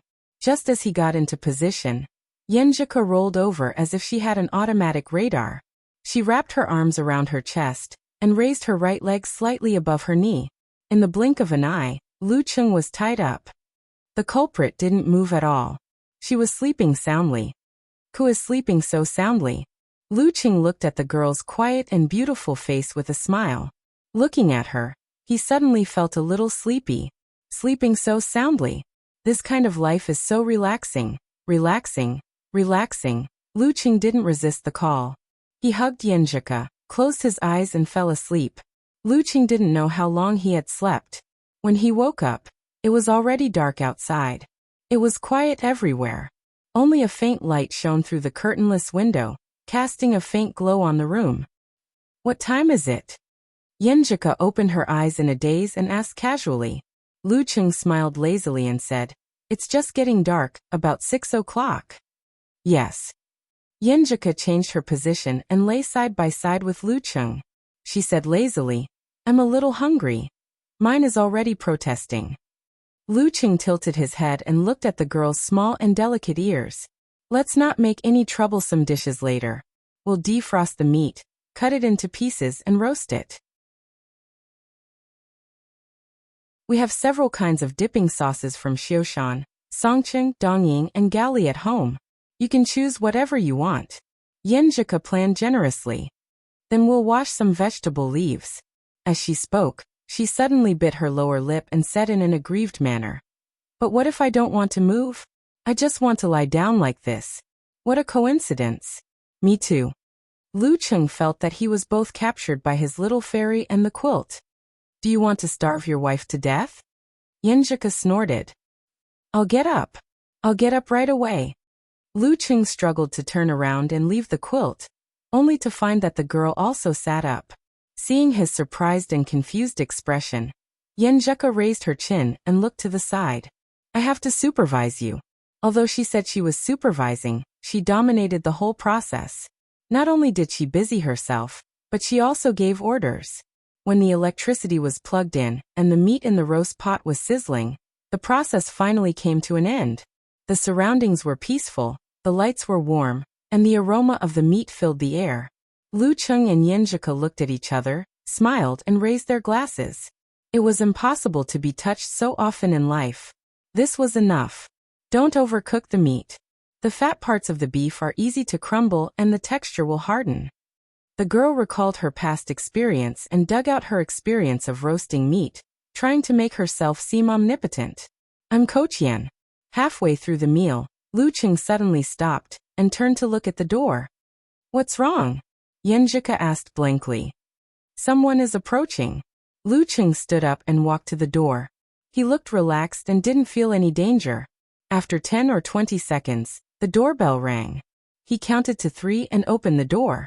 A middle-aged man in a black tuxedo with a bow tie of the same color stood outside. His shirt was neat and tidy. He had an eye-catching mustache and spoke with a strong accent. Hello, are you Mr. Lu Cheng? Yes. Lu Cheng looked at him, puzzled. The middle-aged man handed over an invitation with both hands and replied with a smile. My master would like to invite Mr. Lu to a banquet this weekend.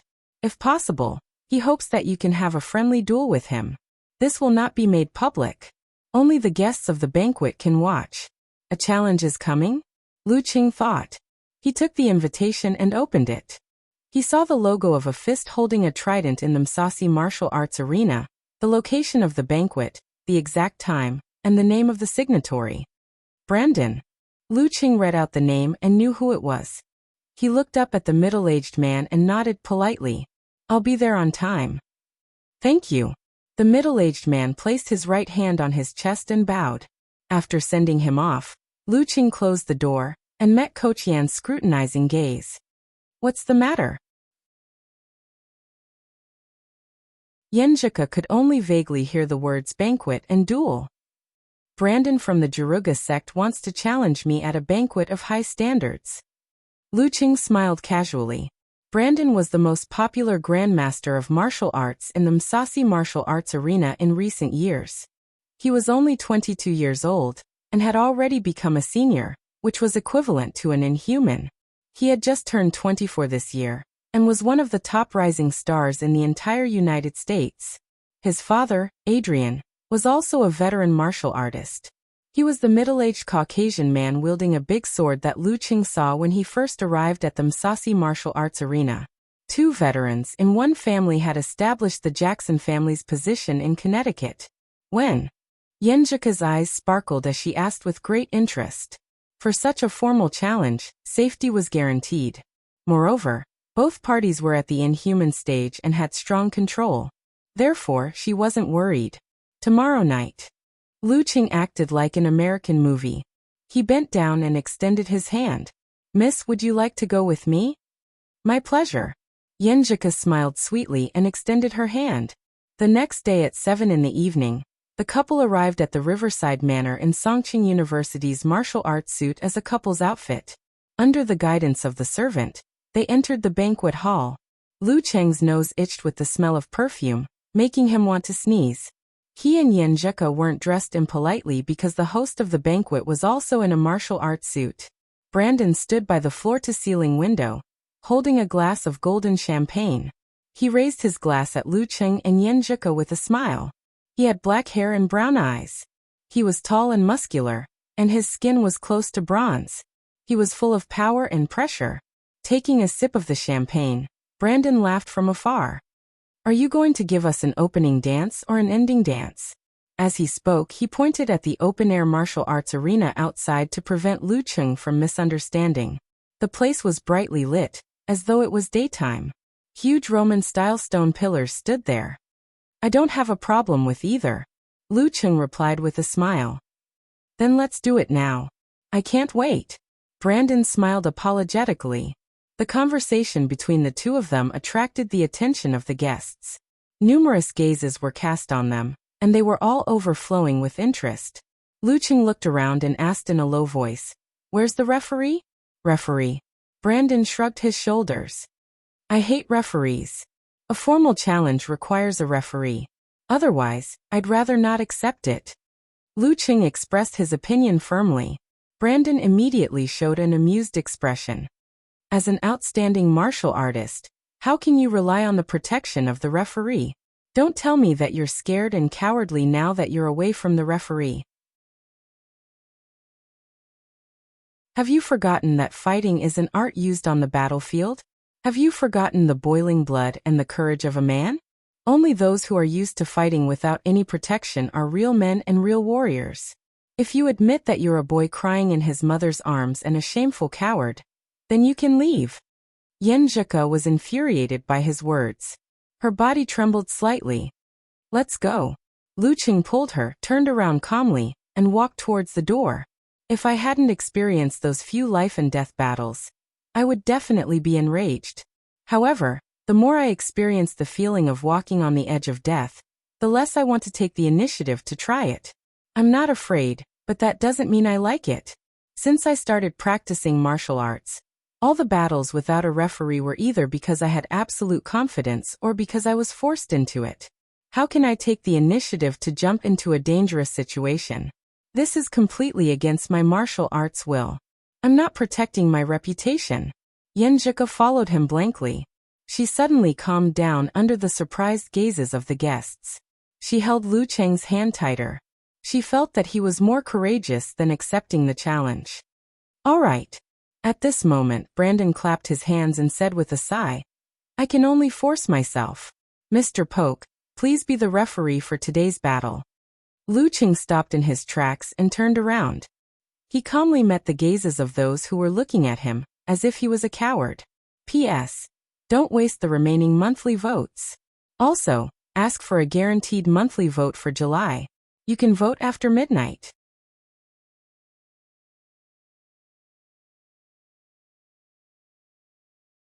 Chapter 526. The Jackson family held an important position in the entire Juruga. There was no lack of experts attending their banquet. Even if Brandon didn't invite his father, Adrian, to be the referee to avoid suspicion, there were still other suitable candidates. Poke, who was not a member of the Msasi, came from another sect within the Juruga Martial Arts Society that emphasized fist and kick. He was a veteran grandmaster of martial arts for more than 20 years. He had a light yellow beard that was almost white, and his eyes were dark blue. When he raised his head, there were no wrinkles. He sized up Lu Qing, who had turned around and slowly finished the champagne in his hand. He placed the glass on the waiter's tray and replied with a deep voice, All right. He didn't say much, nor did he make any sarcastic remarks. He instantly turned into a neutral referee, exited from the side door, and walked to the center of the Roman stone pillars. Please. Brandon bowed with a smile and made a gentlemanly invitation to Lu Qing. Lu Qing passed his phone to Yan Zhika and returned the gesture with a composed expression. He calmly followed the referee and entered the open-air arena. Brandon paused for a moment and suddenly moved his arms. His muscles, fascias, and joints emitted sounds of strength. The floor-to-ceiling windows behind him trembled slightly and shook continuously. Good. One by one, the guests gave him a thumbs up. After the warm-up was over, Brandon walked out of the banquet hall with his heavy body and nimble footsteps like a human bear. He stood in front of Lu Qing and got into a boxing stance. The towering ancient stone pillars around them cut off the field of vision, making the venue desolate and spacious. The smile on Brandon's face gradually disappeared. His eyes seemed to be burning with a star-like radiance, brimming with a strong desire for battle. He locked his opponent's figure in the center of his pupils. When he said he didn't want a referee, it was his honest opinion and also a psychological tactic. If his opponent couldn't stand the sarcasm and chose to fight as a man, he would enter the environment he was most familiar with.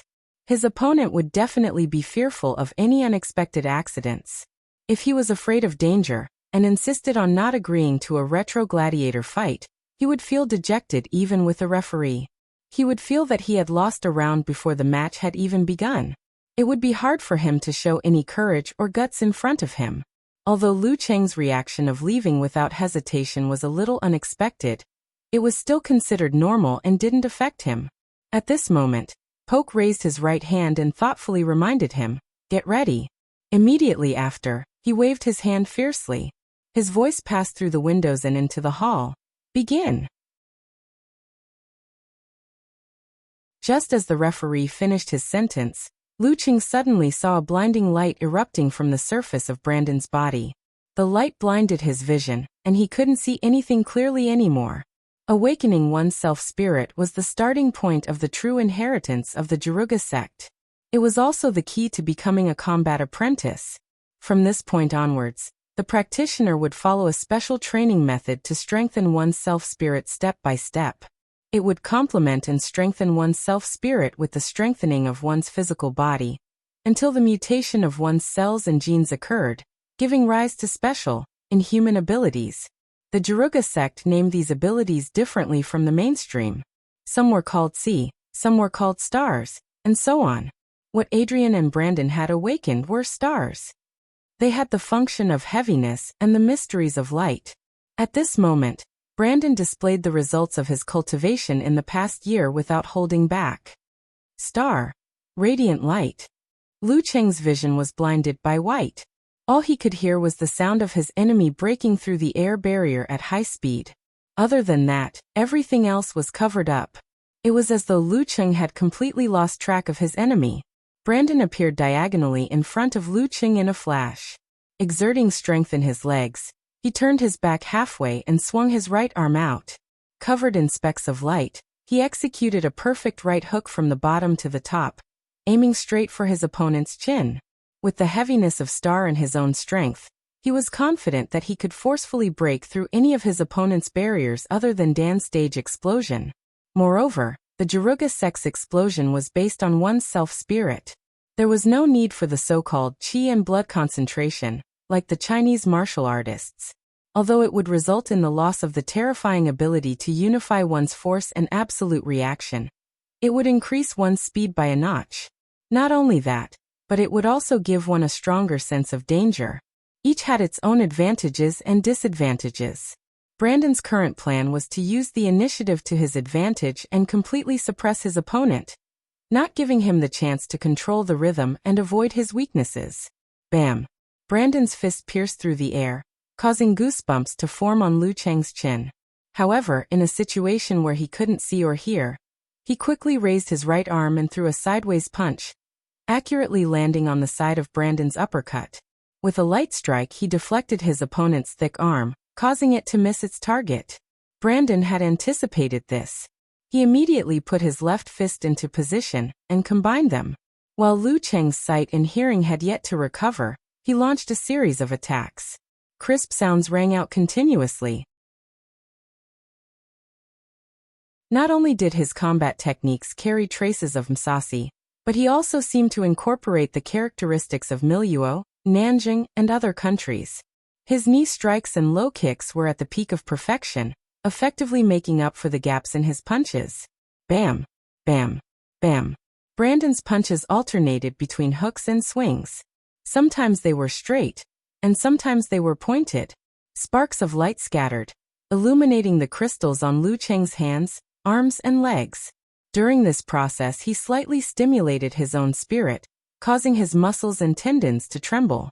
He completed a low-intensity outburst. His punches were heavy and his strength surged. His attacks were tightly connected, and his rhythm was extremely fast. Luqing couldn't find an opportunity to use force concentration. He could only use ice spirit to block and take a step back. In order not to associate him with the Deliverer Man, and to effectively familiarize himself with his gains from last year, he planned to use Emperor Yen force sparingly in official events in America. He planned to use it as a surprise attack at a critical moment. Bam! Bam! Bam! Luqing swung his arm and threw a punch. His Zen undersea tremor, and his leg bent low kick. He blocked 3 consecutive attacks and took 3 consecutive steps back. Every step left a clear crack on the stone floor. The guests watching the battle through the floor-to-ceiling windows relaxed as they sipped on their champagne. Yenjika held a glass of plain water. There wasn't any worry on her face. She and Luqing had discussed the current situation many times last night and during the day. As expected, after taking 2 more steps back and almost crashing into a Roman stone pillar, Luqing suddenly advanced instead of retreating. He jumped half a step and threw a quick punch at his opponent's lower abdomen. Brandon's fist was shrouded in starlight. It looked like he was wearing a practice glove. He swung his arm and blocked his opponent's attack with a bang. Boom. The sound of rolling thunder reverberated in all directions. Both of them, who seemed to have frozen momentarily from the collision of their fists, shook at the same time. Their radiance turned white and turned into frost that splashed outwards. They were evenly matched. Lu Cheng had turned the tables by using 24 blizzard strikes consecutively. Even without using force concentration, he was able to block his opponent's low-intensity outburst attack. Seeing this, Brandon, whose body was starting to stiffen from the cold, immediately changed. He stimulated his own spirit, connecting his muscles and blood, and propping up his skin and tendons. His body suddenly enlarged. He raised his thicker right arm high and turned it into a terrifying giant sword. Mixed with heavy starlight, he chopped down at Lu Cheng's head. The ferocity of the attack seemed to be able to cut through everything. Adrian was a veteran grandmaster of martial arts who was famous for using greatswords. As his son, although Brandon disdained to rely on weapons, he had integrated swordsmanship and the corresponding use of stars into his punches and kicks. It had become his favorite way of attacking when he was in a frenzy. Before the greatsword arrived, Lu Cheng's hair stood on end. Without hesitation, he circulated his qi and blood, stimulating the corresponding parts of his body. His muscles bulged, and his tendons protruded. Simplified fighting formula. The instant expansion stirred up the airflow in the surroundings. Together with the punch flew up into the sky and slammed into Brandon's arm. Boom. Transparent ripples spread rapidly. Cracks spread under Lu Cheng's feet. Brandon's arm, which had transformed into a sword, rebounded, causing his body to swing backwards. His qi and blood circulated again. Stimulated again, Lu Cheng took half a step forward expressionlessly. He clenched his fist and punched straight at his chest. The intertwining greenish-black muscles were filled with explosive power. So fast? Brandon was shocked. He didn't care that the frenzy wasn't over yet. He raised his left arm and swung the greatsword horizontally. It looked ordinary, but it was filled with accumulated strength. Bam! Flesh and blood collided. There was a dent, and the bones were slightly deformed. However, they immediately reverted to their original form. Brandon held his breath as he felt the majestic and terrifying impact. He was experienced. With a twist of his waist, he shot backwards like lightning and crashed into a Roman pillar. Stone chips flew everywhere, and the thick pillar swayed. It almost fell or broke. Lu Cheng wouldn't let this opportunity go. He outlined the attainment formula, and once again used his qi and blood to stimulate his body, cutting down on the intermediate steps. With just a step, he closed in on his enemy. At this moment, Brandon's face lit up with excitement. The surface of his body shone again, suppressing the surrounding streetlights and illuminating the entire open-air arena. In the abnormal brilliance, silhouettes appeared one after another. They all looked like Brandon. They pounced on Lu Cheng from all directions, forcing him to react with absolute reaction. Jaruga's stars technique, illusory light. The Roman pillars in the arena weren't there to look good or to show taste. Their position effectively affected reflection and refraction, making the illusory light stronger and closer to reality. To Brandon, the other 7 silhouettes were formed by light energy. They could also cause damage. They weren't fake. P.S. Since everyone doesn't like the old rules, I'll update first. Also, I'd like to thank everyone. Although the June update didn't decrease, it was still unstable. Martial arts actually made it into the top 10 monthly votes for the first time, ranking 9th. With the increasing number of books in circulation, it wasn't easy at all. Also, please guarantee the monthly votes that you're tuning in to the Echoes of the Heart YouTube channel. Don't forget to subscribe and join us on this journey to catch the most captivating stories.